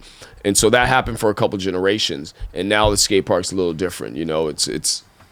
It's a place to go to get lessons for your kids, you know what I mean? And so maybe some of the grit is gone. Yeah. It's hard to say, but there's always going to be the one that's going to shine through, right? 100%. I think you got a point, though, about like a lot of kids that come from broken homes, they kind of like, they're more prone to like really love skateboarding. Right. You know what I mean? I'm a product of it. So I found that at that time when my parents were going through their little thing, that skating was everything. Right. It was everything for me, so I could only imagine, for other kids out there. Well, a lot of kids want to get away from home Right. and go skate and be with their friends and stuff like that. So yeah, it's not to interesting. say that you can't become a great skateboarder with both the parents in the house. That is not what I'm saying, but I'm saying You'll majority. never of be good if you don't come from a broken home. No, that's definitely not what I'm saying. But I think the majority of us I mean, that was the case at that time. Yeah, for sure. Yeah. I mean, the whole dynamic has changed. The environment's changed in skateboarding. You know what I'm saying? Right. There's still those kids that come from broken homes. You know, you go to some of the hood skate parks and like these kids are pushing hard. You know what I'm saying? Right now, yeah, for real, dude. You know. And then you got the skate park in Santa Monica where it's more of a country club feel. You know what I'm saying? Like, and it's all good. You know, there's a place for everything, right? You know, for sure. Yeah, you know, and I've been watching a lot of street videos lately, and I love what these kids are doing. You know, and it doesn't feel so. It doesn't feel so. Always so clean. There's so much more creativity, I feel. You know what I mean? They don't have to be doing the gnarliest trick now. Yeah. You know? Yeah. That's what I was saying. I was talking about this the other day, and I don't know. I'm not a young kid anymore, even though it looks like it. Yeah. But, like... You could be black, bro. When we were growing up, like, when we were growing up skating, it was, you know, it was relatable. Right. Growing up in the 90s, like watching the Blind video or watching these videos, it was relatable. You know, I could be like, I can go out there and do that trick. Sure. I can learn how to do pressure flip like Javante, you know. I can learn how to do something like Day One or something like, you know, it was low impact stuff like that. But nowadays kids have this like vision of skateboarding of like, you know, they're watching a video, you know, feeble grind down 20 stair rails and huge gaps, and like it's on a huge, bigger scale that I don't know if it's relatable nowadays. Like if I was a little kid watching all the shit going on right now, I'd be like, I don't see myself doing that. Like that's maybe the norm this is now. not. Yeah, that's the norm. It's the norm, but is it relatable to these newer kids that are coming up and wanting to get into skating? That's my question. Like, I mean, you're around these kids all the time. Does it even matter? Are they watching these videos, or are they doing their own thing? None of the kids are really watching that. But but you know, like you said, it's like that's the norm. So is it relatable? I suppose it is, because that's what you come into the game going, oh, I got to do that. Yeah. And it's already in your head. But is that turning kids away though? Because they're seeing what the norm is, and it's fucking gnarly. No, but we only know that that's that gnarly. Yes. They don't know that that's that gnarly. Yes. Right. That's I don't know. You see a back lip down a fucking 30 stair rail and you say that that's not gnarly? I don't know. But they see that it's one normal try. to them. Like you're like, I've seen that before, and they're like, now they can do it. They see no falls. They see the person land it. They're like, oh, he just did it. Right. You see that one clip, like, that's what it is. You could be right. But I don't know. I just wonder, like, what these young kids are. You know what turns them away? The first time they get bodied trying that 30 stair handrail. That's a wrap, dude. I am done. Yeah, true. You know, no more skateboarding for me, bro. How many times you like, oh, I used to skate, man, but I got hurt. You know, and you're like, yeah, okay, bro. Okay, bro. Yeah. Gotta get hurt. It is interesting though. Even kids, when they first start, they'll get bodied and still it doesn't faze them at all. No, they're like rubber bands. No. Yeah, they like, just dude, I just saw this little girl, and she was at a skate park, and she was trying to do a rail slide on the. I don't know if you saw. It was like a bump to rail or something. No, it was a down regular rail. Just a regular rail. Okay. She had her helmet on. She had all her pads on, bro. She was getting bodied, and she kept getting up, and she eventually ended up doing it. The first few times I saw her fall, I was like, no, don't do it again. Where are your parents There at? comes a dad in you. But she got up and she finished. She did it because, dude, she tumbled, like, she flipped over the rail. It was crazy, dude. I was like, stop. Like, they got to stop this. But she eventually did it, and perseverance, bro. And it was like, That's right. I couldn't believe it. You know what I mean? Like, it was just bizarre. But whatever. That's where we are in skating. And if you're determined enough, you're going to continue to do it. You remember those days of getting bodied, bro? I do. But yeah, I mean, there were some times that I'm just like, but it came with the territory, and that's the thing. You gotta understand that. Right. There's a chance that you can really get hurt. Right. You know? Yeah. I was never that type of person. Like skater when I started, I was always like, "Oh, stairs, fuck that." Dude. Like, and then you learn when I got actually like understood my board. Then I was like, "Oh, I could go off the 6th stair." Right. Yeah. But the kids are learning now. They see someone do it. I can go do that too. Totally. And that's what they fall, and they're like, "That's just the norm." Also, nowadays it's different too. We have people that teach skateboarding. we didn't have that back in the day. No, we had we our didn't. friends that we would look at, and then we would try to figure out. We would almost exchange notes, Right. like, "Oh, you put your foot there, and there's always like a little trick to every trick, For sure. And so it's a whole different learning curve nowadays. And even with the people who teach, I mean, I always tell the parents they need to be skating on their own. Right. You know what I'm saying? They're going to learn the most through trial and error. Yes. And learn their body skating on their own. I can give them a leg up. You know what I'm saying? Your son doesn't have to slam dropping in on this 9-foot ramp anymore. You know what I mean? Like he'll be all right now, because that could turn him away. Right. It almost turned me away. You Well, I know? guess slamming is a part of the norm too now. It is. I mean, you're like, you know what I mean? Like, Yeah. the gnarly tricks and slamming, it's just a part of it. comes Yeah. hand in hand. Yeah. So I always wonder what the statistics is for skaters that go to the hospital as opposed to other athletes that go to the hospital. You know what I'm saying? Because skateboarders are built different, period, dude. You know what I mean? The slams we take, it's like getting hit by a car. And a lot of times we get back up and I'm going to just walk it off. You know what I'm saying? Oh, yeah. Go to the house, ice yourself up. Yep. But how many other sports do that? Right. We see basketball players all the time spraining an ankle, getting carried off the court. Right. We would just be like, all right, well, I'm going to try it one more time. I'm going to walk home. It's not rolling yet. I'm going to go see a movie tonight. exactly. I'm going to go ice it and then smoke a joint and drink a beer. Well, half And the I'm time, good. Yeah. These basketball players are like just trying to put an act on so they can call a foul called. Facts. But you facts. see him like, being No, carried off and stuff like that. Yeah. too. But I think a lot of the doctors are like, how are you even walking right now? Right. Like you shouldn't even be walking. Right. Like you should be, your back hurt or whatever it is, I mean, I really think a lot of us, from all the slams and stuff that we take, and I'm probably in constant pain, but it's been so long that I don't even recognize it anymore. You know what I'm saying? I think the crazy part for me is that I never, because my hips really messed up, like over I've been skating for 30 years, whatever, but the 20 years that I skated, I'd never thought that just skating for so long was just going to catch up to me. Right. And I think that's why I wish I knew as a kid. We're all indestructible, dude. Yeah. I wish. You know what I mean? Growing up. No, indestructible. Like I didn't realize that. I just thought that I was just going to be like, even in my 20s, in my 30s. Oh, dude. And then 31 hit, and I was like, oh, this isn't good. Right. Eric, I get out of bed feeling like I'm 90 years old. And then each hour, I get out of bed at 7. Then at 8, I feel about 80 years old. Then at 9, I feel about 65. And then finally, I feel my age after, sometimes it'll dip down below my age too. I'll feel great. Right. But man, it definitely caught up with me, bro. I feel sore as hell every morning. I didn't even do anything. It's like that classic car. We gotta let it warm up for a few hours. You know what I mean? And you Before gotta you just get maintain in it. it. You should sit in the driveway for 2 hours before I go seriously. to work. Warming up. Yeah. Yeah.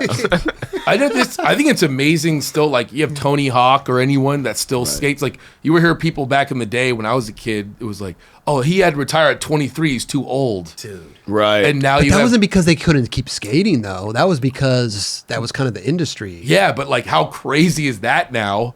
That how wild is it to think that you still have Tony Hawk here. Oh, yeah. Doing great things for skateboarding, and he's Right. what 55 or something.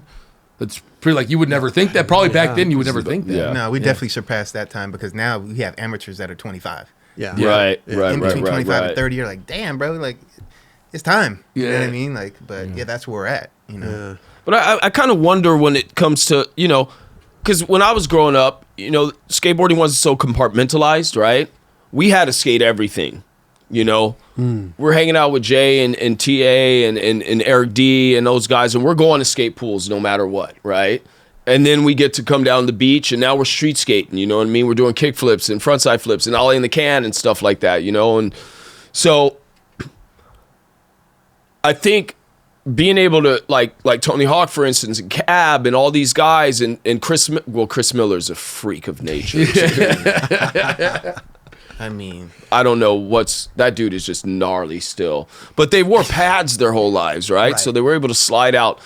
I don't know any 56-year-old street skaters that are doing like 10-stair rails and stuff. I mean, you guys would probably know because that hasn't been necessarily my getting to that Costin, point. right? Yeah. I mean, he's my Reynolds? age, Reynolds is getting up there. Oh, He's right. but he's not 50 yet. But I think Still up there. He's still up doing there. some Yeah. But I think For your street all day. point, though, is when I was at the Combi and I was watching all these dudes skate. Right. I mean, I was watching little kids skate, and I was watching 62, 63-year-old dudes skate. Right. And I'm like, there's not going to be a time where there's going to be a 63-year-old dude sessioning a ledge. You know what I mean? Like, but these dudes are just doing backside airs out of the bowl, and like just crazy. I mean, they can barely walk out of the bowl, but it's a trip. It's crazy. It's a trip. You got Salba dropping in, and you're just like, dude, you're 62 years old or whatever. You know, you're doing backside airs and grinds, and like it's psycho. But I don't think that exists in street, though. I think where we're at with street, especially like ledges and stuff like it's slappies, maybe. No, but I'm like, speaking for ledges and like what Paul Rodriguez is doing right now is being a 40-year-old dude. Like he's almost like a LeBron for us in skateboarding in street. Right. Because what other 40-year-old is doing what Paul is doing right now? Just switch front healing like 11 stairs. Nobody. You're like, that's insane. No, like that. So from that perspective, and don't get me wrong, I'm probably slipping a little bit. There's probably some other 40-year-old dudes that are doing it like Paul right now. But Paul is the one that's standing out, and he's making sure he's maintaining his shit. He's definitely doing his saunas. He's doing his little regimen. Right. Out, taking care of himself to do what he's doing. Yeah. And I don't think that there's no other skateboarder that his age at the moment doing it like how he's doing it. Right. But I could be slipping. I don't know, Kelly. Is there anybody that you can think of? Oh, besides Chris. Besides Chris. Yeah. My bad. I mean, to be fair. No, but you got a point. I mean, it's true. It's true. Like, honestly, I think when I see Wade DeSarmo skate like ledges, I'm like, damn, he is on point. Yep. And he's 40 years old. Me, him, and Paul are like the same exact age. There you go. Okay. So I'm like, dude, like, and those dudes have to, like, I just can't maintain it anymore because it's like it got destroyed. Right. But you were talking before we started the show. It's like you got to learn when you get older how to maintain it all. For sure. Yeah, For sure. So, do you talk to people about that as like teaching them or anything? I mean, not the young kids. Like Obviously I said, they're kids. so young. There's never any conversation like that, you know, as far as them maintaining their longevity. Yeah. You know, I mean, I do always let them know that if your kid learns how to skate transition, even if they don't want to continue doing it, they'll always be able to come back to it if they're going to be a lifelong skater. Okay. I don't know how many of the kids I'm teaching are going to be around in 5 years. You know what I'm saying? Yeah. We're skating for your entire life is kind of a rare breed thing, really. You know what I'm saying? It's that passion that we have, you know, and the love that we have, like going to skate with Eric D and where he's at. And like, I'm so stoked for that dude because his career resurgence is just, he's traveling the world again. And he suffered for a long time to get to where he's at, dude. I'm really stoked for him, you know, and then for him, man. It's dope, you know, and he's skating with Bennett Harada all the time, you know, my boy, my SMA, my fellow SMA. What's up, Rasta? What's up, Rasta? Oh, there, I'm right here. That's you. That's me right there, you know, and so it's dope to be able to still ride with those guys, you know what I'm saying? And you know, I've been doing a lot of surfing too.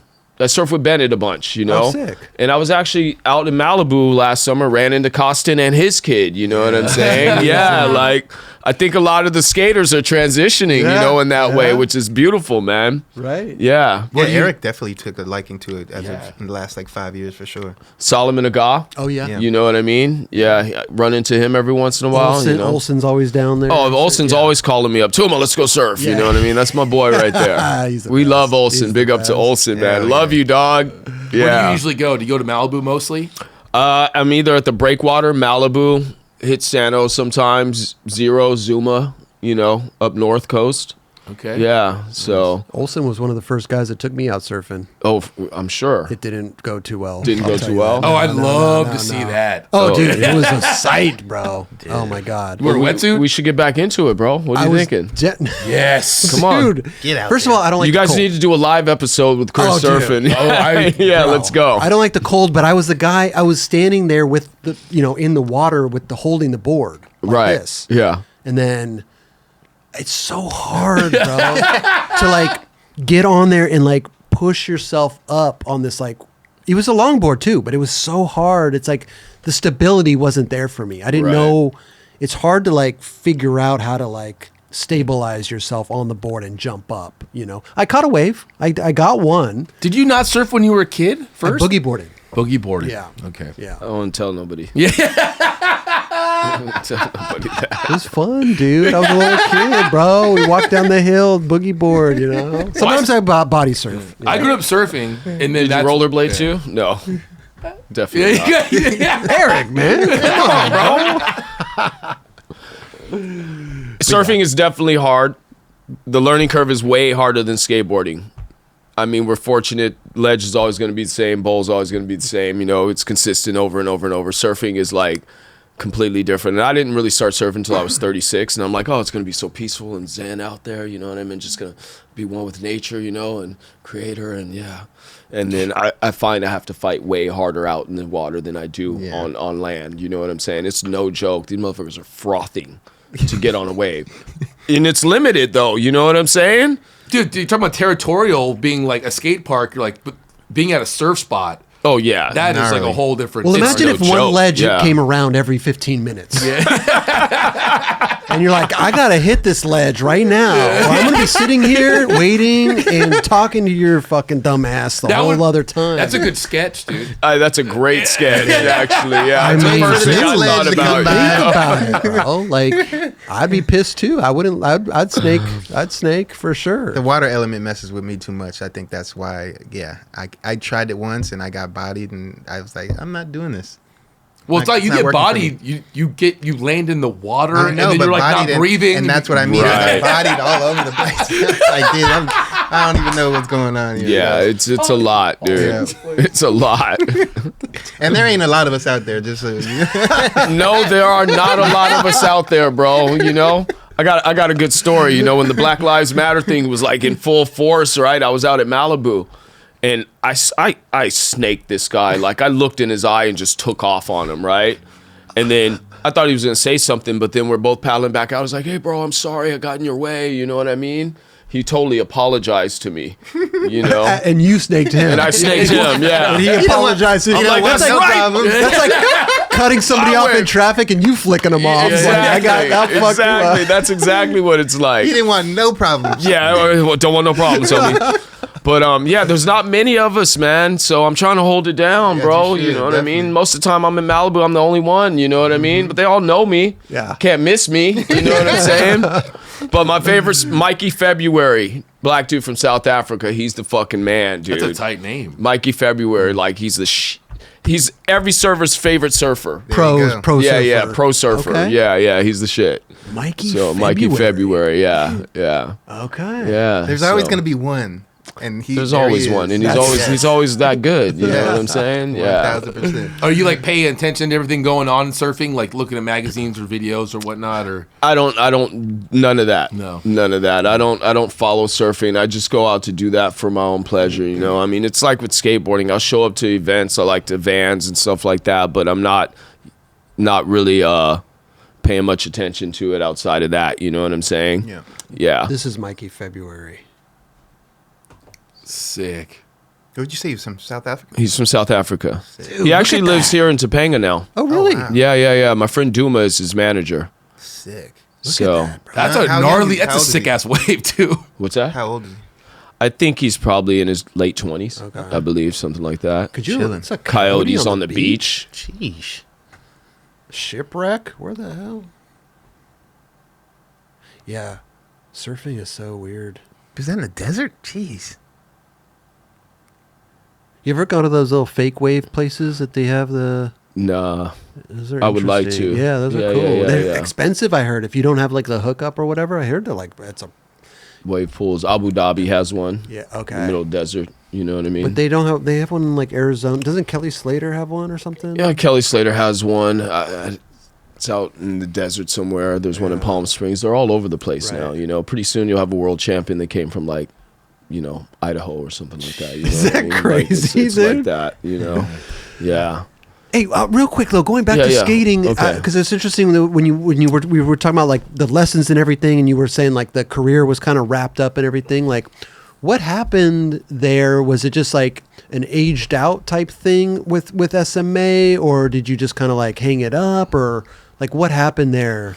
So when I turned pro in '91, I had a good run for a few years, and like nobody really knew where skateboarding was going. Oh, dude, that's you know what I mean? It was kind of a dead time, right? Yeah. Like wasn't sure what was going to happen. Like street skating was really starting to develop, and you guys were like starting to make a mark on it. You know what I'm saying? The Rocco era. And I guess I didn't really fit into that era so much anymore. So I took this job with this company called Smiley Films. And the director was like, he was like winning all the DGA awards, you know, that year. He's like, whatever you want to do, bro.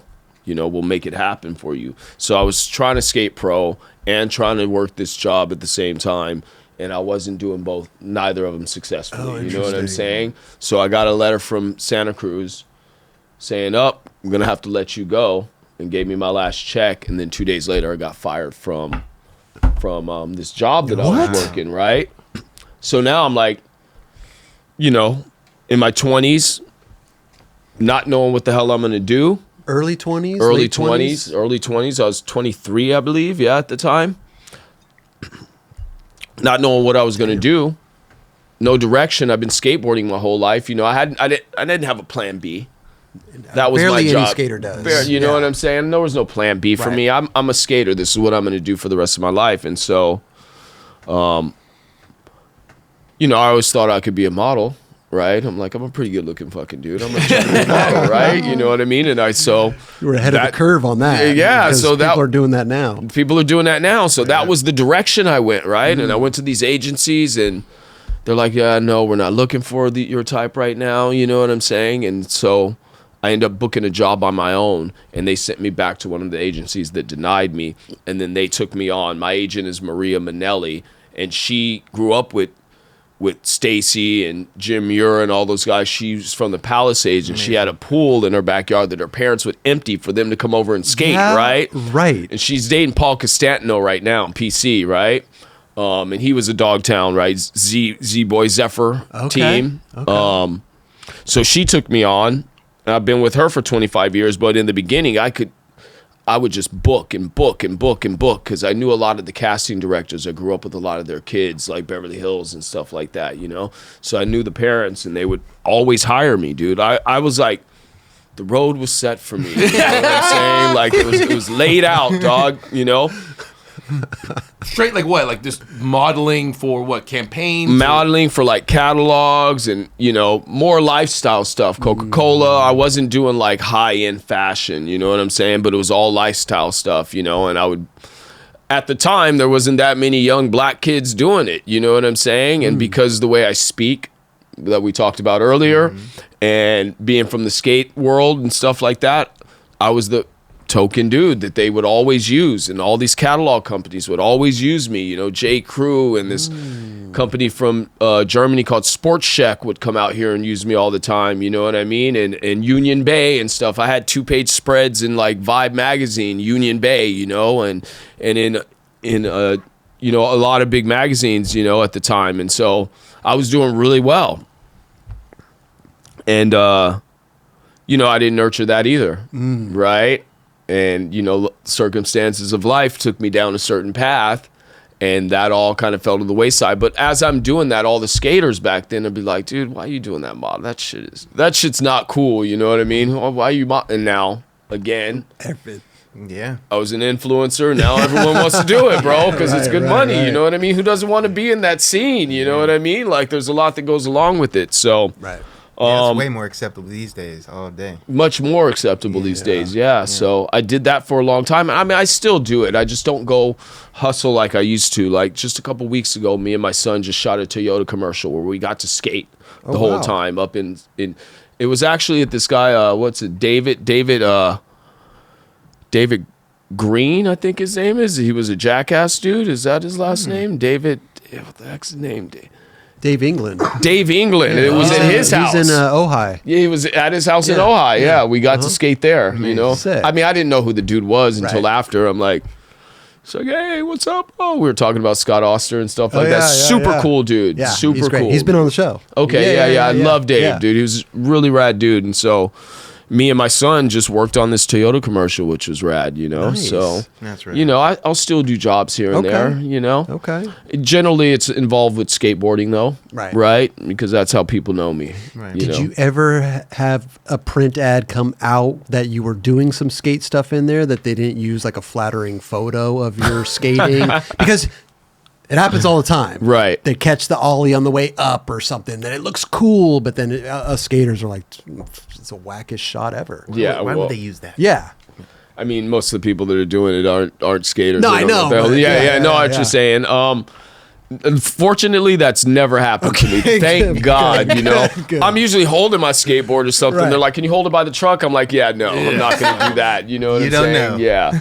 And luckily, like this Toyota commercial, this guy Jeff Johnson shot it. He's a skater and big wave surfer, lives on the North Shore. You know, so he knows what's up, right? Yeah. So, and I hope that never happens to me.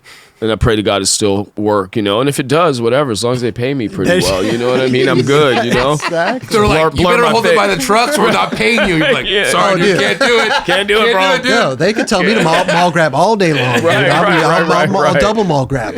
Oh, they're like this? Yeah, double mall grab. Yeah. What's the check? And make sure the check clears. You know? Seriously. No, but that so that was it was kind of like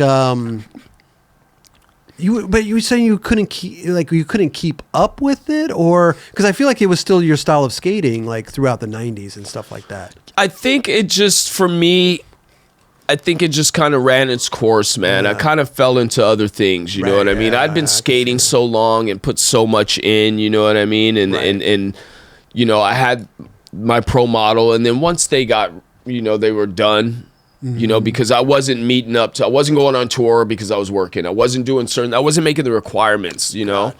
Gotcha. Should have never took the job. I gave my whole life to skateboarding. I should have just gone on that path. You know, I was unaware of what's going to happen. I guess at the time I was thinking I could have a plan B backup, you know what I'm saying? And it just didn't turn out to be that way for me. But shortly after there, you know, Costin and everybody else started getting shoe deals. And I'm like, dude, kind of blew it here, didn't I? You know what I'm saying? Oh, there we go. Yeah, this is from what year? Is Speed this? Freaks. This is not Speed Risk It. Freaks. Was it 1990? This is Risk It. Oh, Risk No, It. Risk It. That's right. Risk It, man. Where is this filmed? That was in San Pedro. That's in Westchester at the pool right there. I always Yeah. see photos of stuff in there. Yeah. Eric D. D holding the fence. It's, backing me up. Look at that. That was in San Pedro somewhere, I believe. Ugh. So dope. God, dude, I look at this video, I'm like, my skateboarding. I'm like not What do you stoked mean? on it. It was good for the But time. bro, That's how San old are you Diego. right I mean, here? yeah, Come this is- on. I was 19 then. Okay, I well, looked you like a gotta- little no, I'm just kid. kidding. Yeah. No, it's dude. This is what was going on. Yeah, back this then. is Exactly. different This phase, is all exactly different what was phases. going on. Yeah. I mean, dude, your nose bonking a table. I love seeing the spots. I mean, you can't get away with landing like that nowadays. That's No. for sure. You know what I'm saying? Yeah. Is that Pioneer? Pioneer? Yeah. I never went to Pioneer. I Such always a wanted to spot, go, bro. dude. This is a sick spot. It's still there, right? Yeah. Is that the one by LAX right there? I Yep, think exactly. in that corner. Then that was Before the freeway. That was it. Then got Mark Roach. Mark Roach. Yeah. Risk it. Risk it. Yeah, but I mean, I think I'm stoked. You know, I turned pro on SMA, right? I didn't skate for anybody for a while. I had a couple boards. Like, I rode for Jeff Ho for a second. Then Jesse had a company called Z Colt. He put a board out for me. And then I rode for Z Flex because Z Flex was bought by another company. And I started riding for them. I went and did some tours with them, you know, like, you know, in the South. And then I kind of stopped skating for a little while. Then Juice Magazine came into town, and I started skating a lot again then. And, you know, now I'm riding for SMA again, and we're going to do another release. We're going to do some boards and stuff like that, you know? And I mean, the great thing is I don't feel like I have to prove myself, you know? I got nothing to do, you know? Just we're going to put some boards out, and I'm cruising. It's all good, you know? That's great. And just try to, you know, When are those coming out? it'll be out in July. Oh, in July. Yeah. Okay. Is it re-release? It is a re-release with a new shape. So it's the first graphic that we saw with the 3 skulls, but it's got a more modern shape to it. Oh, okay. Yeah. They don't want to re-release the same shape? We do. I can't find the shape anywhere. I never kept any of my boards. I never kept anything. Wait, so they can't try to replicate it as best as they can? Or who I has mean- the mold at that? Who is Who was Santa pressing Cruz was pressing them, and we try to reach out, and I don't think they have the mold. That I don't mold's think probably they have way one. gone. That's For sure, for sure. Yeah. You know, But I feel like Santa Cruz re-releases a lot of stuff. Maybe they have the same type. I mean, maybe Something they've similar. recreated the mold or something. I mean, maybe you can't get the same mold, but you can get it close. Maybe. I'm sure I could get it close. I just feel you like know? when collections, the people they just want kind of the original.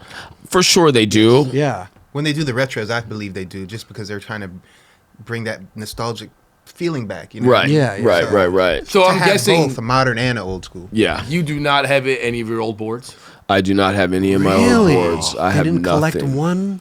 I didn't keep anything, man. Really? Yeah. I kind of kicked myself for not keeping anything now. Yeah. Do you know why at that time you just weren't caring about? You weren't thinking about it?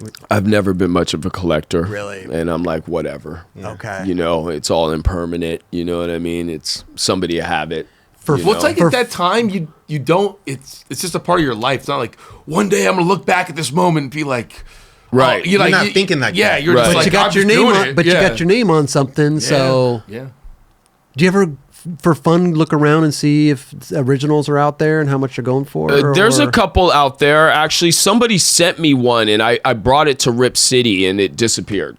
No. Oh. I mean, they have it. I think it's in their storage that they can't get into. You know what I'm saying? And I've been trying to get them, but anyways. But I think Rip City has one somewhere. Okay. You know, so they're out there. They They're are. still available. Yeah. You know what I mean? And I looked online and tried to buy one recently, and I can't find anything. But I mean, Okay. I don't know how much was printed toward the end. You know how many they pressed, right? Right. Yeah. It's amazing what people will save, though. You know, No, there for are real. some people out there, and there could be, but also things like this is just like maybe this episode will spark something, right? And then Right. Somebody will reach up, be like, "I got your board. It's skated." I mean, but that would be dope. you know? Yeah. Yeah. So I mean, we'll see if I get someone to. I mean, I could almost look at that shape and make a copy off Exactly. of it. You Off know of what I'm memory, saying? right, Yeah, off for of sure, memory. You know, for sure. and it's not that difficult, right? Yeah. Because you said this board came out in '91. It came out in '91. Okay, so Yeah. this was on the cusp of it turning into a popsicle Yes, shape. Yeah. So this was Yes. probably the last. I think so. A couple years later, 92, Well, not even a couple, 92, yeah. 92, 93 is when popsicle started really 92. popping up. Right. Yeah. Yeah, 93. Yeah. I mean, even Jason Lee, when he was around, he was riding already smaller boards. Right. You know, than we were. Right. Right. Yeah. Right. Huh. It's crazy, dude. Well, I'm looking forward to that, man. We got to get a copy. Of one of those, dude. I'll bring you guys a couple, Yeah, man. man. You know what I'm Right. saying? Add to your collection You here. gotta you let- know we what got a I'm big- saying? you gotta sign you got a one huge for us, collection, dude. I'm sure. Yeah, you know I mean, what people bring Yeah. stuff in. Christopher Hyatt was just on the show. This is his new Powell deck that just Okay. came out. They just turned him pro. We got a cab board sign. So yeah, we keep Had some Pat stuff. NoHo board. Oh, shout out to NoHo. I see that over there. Shout out to NoHo. Yeah. Yeah. Size board over here. Science. Oh, Saez. Yeah. Oh, I love that. Bucky. Yep. You got a couple Bucky boards here, Yeah, huh? yeah. You guys had Saez on the show, yeah? Oh yeah. Oh, love Saez. He's Yeah. He's Man. great. Yeah. Yeah, but that graphic. Salman Aga over here. You mentioned his name earlier. Oh, that's right. Yeah. Yeah, our collection is pretty deep here. I bet. It's dude. pretty nuts, actually. I mean, and these boards are just the ones that are out. I mean, Andy Anderson, Oh right? yeah. We have a whole. Yeah. We Love have a that kid. bunch of Yeah. stuff, He's a man. He's amazing. Love that dude. Yeah, you got to bring one by. Yeah, for I us. definitely bring one That'd by. be sick. Yeah, dude. for sure. Damn, dude, this is amazing, dude. Eric Britton, man. Oh man. dude. No, I get a kick out of being on this show and hearing all the stories, especially like all the war stories from down here. Right. Like I said before, I feel like we take it for granted a little bit. We forget sometimes, and sometimes we remind ourselves, like, dude, a couple blocks away is where all this shit was happening, Right. and it's kind of crazy to think about, you know? It's insane, dude. Yeah. It's And growing up here too, and like seeing the different, you know, like I came after that, you know, I was getting Right. into the pits and all Right, that right, stuff, right. and just the generations that have kind of come through here, and yet now you got the new generation, you know, holding it down in Venice. So long history, you know, Right. and you were a part of that, and it's fucking sick, dude. Well, you know, I mean, sometimes people are like, "Well, we were doing it in San Diego too," you know, and absolutely they were. we just happen to have the spotlight on us, or Jay and those guys just happen to have the spotlight on them at the time, and Eric D and them. So this is, you know what I mean? Because they were doing it other places, but this is where the spotlight was happening. You know what I mean? This is the Mecca. Yeah. Me and Clyde always have a little thing about it. Here we go. And I'll bring it up again. Florida has tremendous amount of talent, especially at that time. Right. But they try to think about, like, where does skateboarding come from? Where is it, like, everybody came here. Right. So they were doing it there, but then eventually they came here. Right. So this is the Mecca. So that's just it. Everybody out there, make sure you make it out, because this is the Mecca. This is the Mecca. It's true. I mean, it's just history. Even if you don't skate, this place is an amazing tourist zone. Right. But if you're a skateboarder, it's an amazing place, and this is where so much skateboarding went down. That's right. So I don't know, skate tourism here is pretty amazing. Yeah. So I mean, it's just seeing kids like Leandre that dude is that dude's incredible. Yep. He's incredible.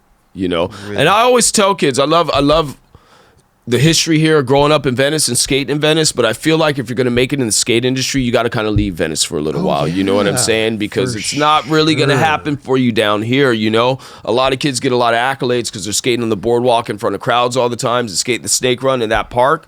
But you need to go branch out and be amongst other skaters to develop your skill set. You know what I'm saying? Period. And that's the way it happens. And also, when you go into those zones, you got to leave that ego from Venice behind. Because, you know what I'm saying? Like, you end up in a zone where it's like, you may be better than somebody, but they're running the show. You know what I'm saying? They're the industry movers, bro. So you go in humble, my Venice people. You know what I'm saying?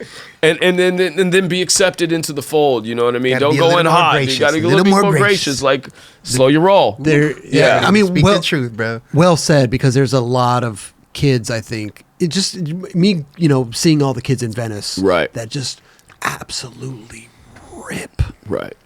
But that's the only place they skate. Exactly. And you're like, I mean, I got a sponsor me tape from somebody that was in Venice, and it was all in the little park. Right. All in the little park. And I'm like, this is awesome, but like I can't I'll give it to them, but there's not. You have to leave. You have to do other stuff. They have to see you in a whole different light and environment. 100. If you're trying to be a pro skater, you're gonna have to go on trips to different places. Yep. And you're gonna have to skate different places. So it's like, well, that's what's coming. This is it. That's there it. Is. Damn. Tuma Britton. Nice. $74.95. There we go. That's reasonable for that's these, not bad, huh? Man. And they got the white. Make sure everyone buy one, please. The pink and I too. You know what? We're going to leave a link in the description below. Oh, that's amazing. To hear, even though this episode will be out way before July. Because you said it comes out in July, it right? comes out in July, yeah. But at least they can go and pre-order. Pre-order, yeah. They can pre-order it.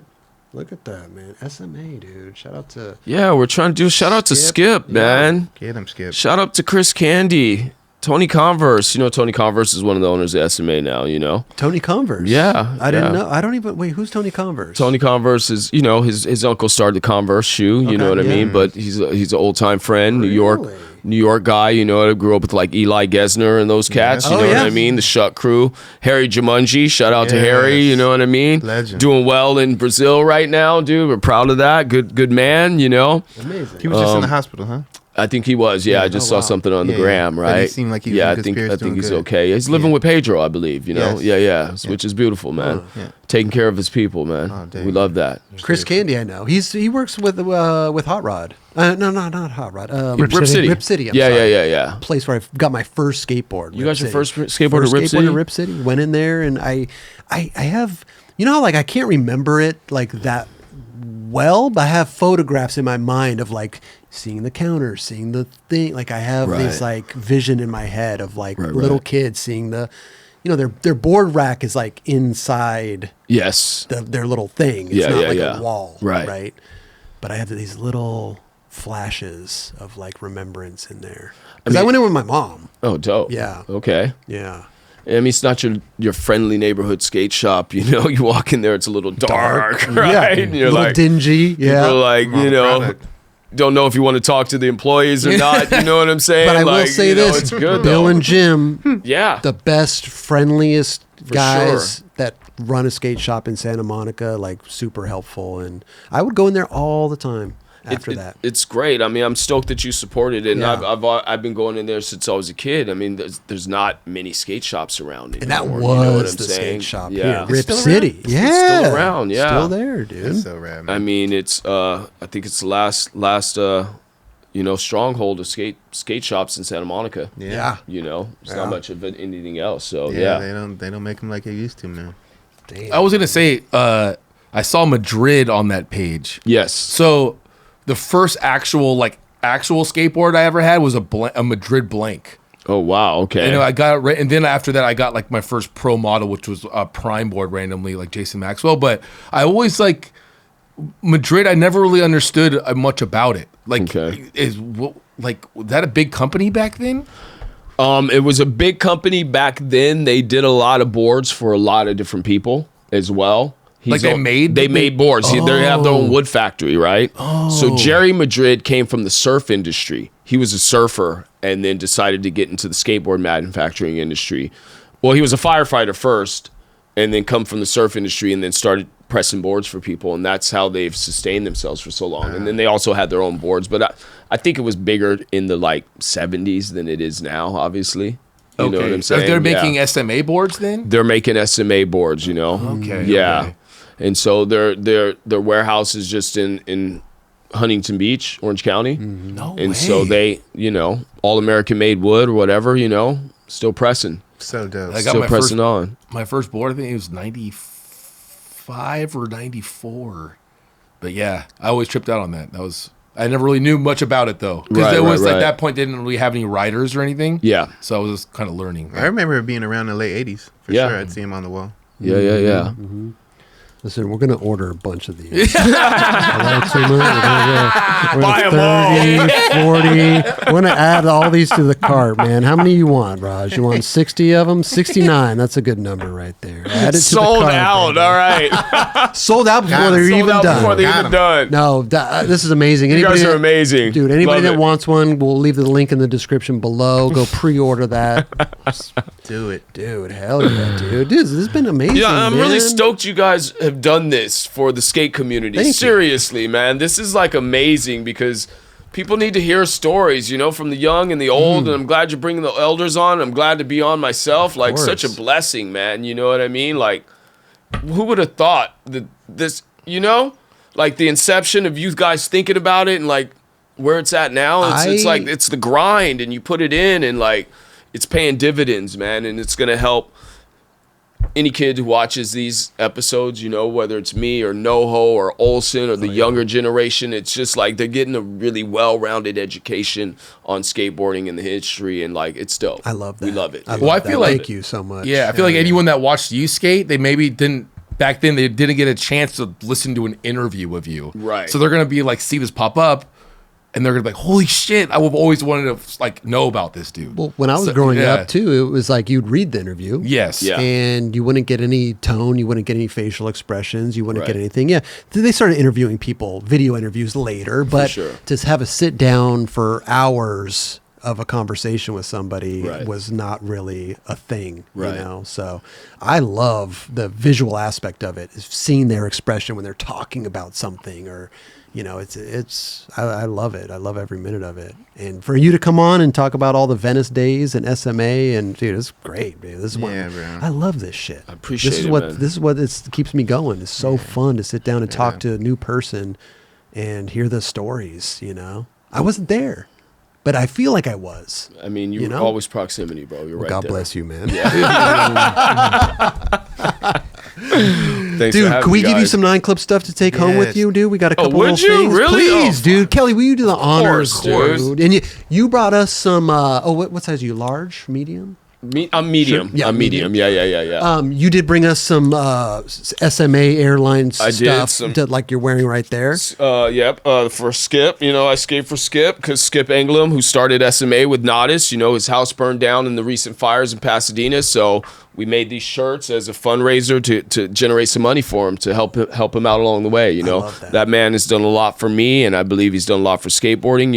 And so just trying to give back in that good way. You know what I'm saying? Yeah, That's amazing. Really appreciate that. love Appreciate him, and yeah, man, I'm really stoked to be on, and you know, shout out my boy Zach Danielson. Where you at? He skates the curbs all the time, and my son Taj, you know, and you know, Bennett and Candy and Tony and you know, Eric D and Aaron Murray and you know, Shogo and Shota, you know what I mean, and Yoda, Christian, love you, Christian, Holmes, love you, Holmes. Yeah. For sure. It's almost like there's so many to name. You name 5, you leave 5 off, right? Yeah, it's like, for real. Man. Oh wow, look at this. That's amazing. We're gonna get to everybody's. You know, one skater at a time, Eric. You know what I mean? I feel you, bro. First of all, dude, it's a pleasure, dude. I've known you for a long time, but it's so rad to sit down and hear your story, dude. Yes, it's dude. it's amazing. Appreciate you guys, man. Appreciate you, brother. Okay. Here we go. This is we love to bless everybody with the little 9 Club stuff. Take home with them. You know, like I don't know if you're a hat guy. If you're not, We have different colors too. We have different colors too. Yeah. Kelly's got the black one. If you're not, give it to some Ripper kid. You know what I mean? Okay. Like bless them with something. Tell them about the 9 Club. Have them watch the show. Put it on right Put it now. on, dude. I love this, man. Well, here, hold on. We got a shirt for you too. We got like a 9 Club. Is this a hoodie? The college, just a regular t-shirt. Collegiate. Here's a T-shirt for you. Let me get the hat on here. Let me get Yeah, right. Get the hat on, bro. Woo! There we go. Hey, There we go. you look like 10 years younger. I'm gonna tell you something. You know, I'm saying. Man. 9 Club T-shirt for you right there. Just wait till the show's over before you start hitting on me. All right. Hey, I don't know if you're a coffee drinker or a tea drinker or any hot type of beverage or cold beverage, but this Yeti right here fits in the cup holder. Wow. Bro, I've been sipping on my tea the whole night, and this shit is still hot. Like I just poured it. I'm a coffee drinker. Oh, dude, Nice. that thing will change your life. Oh, what a And blessing, bro. Look at this. 9 Club, people. Dishwasher safe too. Oh, Throw that in the dishwasher. No Yeah. way. Fits in 100%. the car holder. Can I too. put it in the Just microwave? No, please No, do I'm not just put that in the kidding. microwave. Also, keep hydrated out there. Another Yeti thing right Wow, there. You know, incredible. keep hydrated out there. Like Vanna White here. Right. Yeah. Listen, Except for black. you've had the cover of Thrasher once. Yes. I'm still not going to rule it out that you can't get it again. So if you do get the cover of Thrasher and you got a 9 Club sticker on your board, photo incentive. Remember photo incentive? I do. You still offer those. $20. Amazing. $20. Bro. You get the cover with the sticker. I don't know, dude. He was worked hard rocking for that another pair of cover. shoes in the last one, dude. He was supposed to be riding Vans, so I'm still maybe trying to he get. I'm still trying to get in touch with Vision. They're around, right? He could I want redeem some come back back. pay. You know what I'm He saying? could fully redeem himself on Yeah. that, man. $20 coming. We're not done yet, man. Skull Candy, of course, they're a sponsor. We use the headphones on the show. These are amazing. These are called the Rail ANCs. Oh. These are beautiful. You know, listen to What's your that? Wi-Fi, Bluetooth? Of course, man. Bump your Nice. music on there. 38 hours of battery life. Hands-free voice control. I need to get glasses, dude. Are your eyes going bad? My eyes are really... It hit me one day. I can't. Yeah, my eyes are really bad. I can't see Who it. are you? Do you have... I'm Kelly. No. Sorry, Kelly. like that. I don't even defend it. Is that how you laugh, sound bro? like that, though. I don't know what that was trying. Okay, whatever. Dude, here's some Skull Candy headphones. Rail Bro, ANC. No, but dude, those are great, man. Answer your phone calls with those too. Oh, it's great. Yeah. My God. This is It's the best day I've ever had in my life. Let me tell you, this bro. is better than the checks coming from better than the- from yeah. SMA. I think it's going to be better than the $20 I get from the next cover, dude. Are you kidding me? Wait for a next prize, though. Yeah, well, this is we're not hold done. tight. We're not We're done. not done. We're not Tight. I feel like Vanna White, man. Yeah. We have nuts and bolts. We got a bolt company. Okay, everybody that's on the show is automatically on the team. I don't care if you own a bolt company. I don't care if you skate for a bolt company. You are on the team. We have over 360 riders right now. We are the biggest skateboard team in the industry, in the history of skateboarding. Here's your first package: 2 sets of bolts. Wow, make them last because you only get two a year. That's it. I'll ride them forever. I would never change my bolts again. Listen, product lasts a long time. I think a lot of people get a little, they greedy take these advantage. days. They Wow. get greedy, Let me get 18 packs of bolts. No.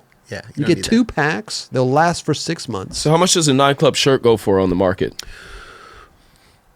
Which market are we talking about? Which market? I don't know. I used to buy T-shirts from Eric Costin and Tim Gavin for $5. No way. Yeah, at the Westlake Courthouse. Oh, of course. Yeah, Tim Gavin. dude. Man. DVS. Back in the day. good time. That was a good time. times. That's why I can't believe you didn't ever sold product, because I feel like Oh, I maybe- did later in life. For Later sure. in life, okay. Yeah. Okay. Oh, absolutely. Every skater eventually does. I mean, Joey would send me boxes of independent, Okay. and he'd be like, "Just sell them." Right. He knew. Yeah, for So, sure. Hey, yeah. trucks are good. Come on, what are those $20 on the street? Yeah, at least. At 20, least, 25? At least. I'd go for 20. I'd sell them for 20. 20, 20 okay. set, Yeah. Boards back in the day, 20, 25 with grip. Right. Yeah, shirts. Wheels 10. Can't sell the board for $10 these days. It's tough out there. It is tough, you know. man. But we can go buy Eric Britton's board. Pop it where? I don't know. We got rid of it. What's the link again? We got to pop that up one more time, Raj, before we What go. was it, like 74 bucks? And to be honest with you, that's not bad. Not In bad, this, right? in this day and age, Yeah. I've seen boards go for $80 that are like the normal board. Look at that. 75 bucks Go order it now, man. They stayed at, what was it, $49.99 for like days? forever. Yeah. But this has got Everybody history. watching this, I got a kid to feed. He's 6'3". He eats a lot. Buy my boards. Link in the description Link below. There you go. There it is. All jokes Blessed. aside, Eric Yes. Bretton, thank you so much for coming Yes, by. Hey, brother. the Thank you, door is guys. always open. Appreciate come you by guys. again, tell some more stories, or better yet, come by with somebody else. We'll get a Okay. little duo episode and just talk war stories, man. Would love that. Yeah. Would love that. Let's do it. Blessed, Yeah. bro. Thank you guys. Appreciate it all. you. And we out here. Hey, You guys out here. there you go, All right. dude. Thanks for pulling up, bro. No, Thank you. definitely. Thanks for having me. That was great. Awesome. Yes, dude. Good Shit, shit, guys. Eric. Love it, dude. That was beautiful.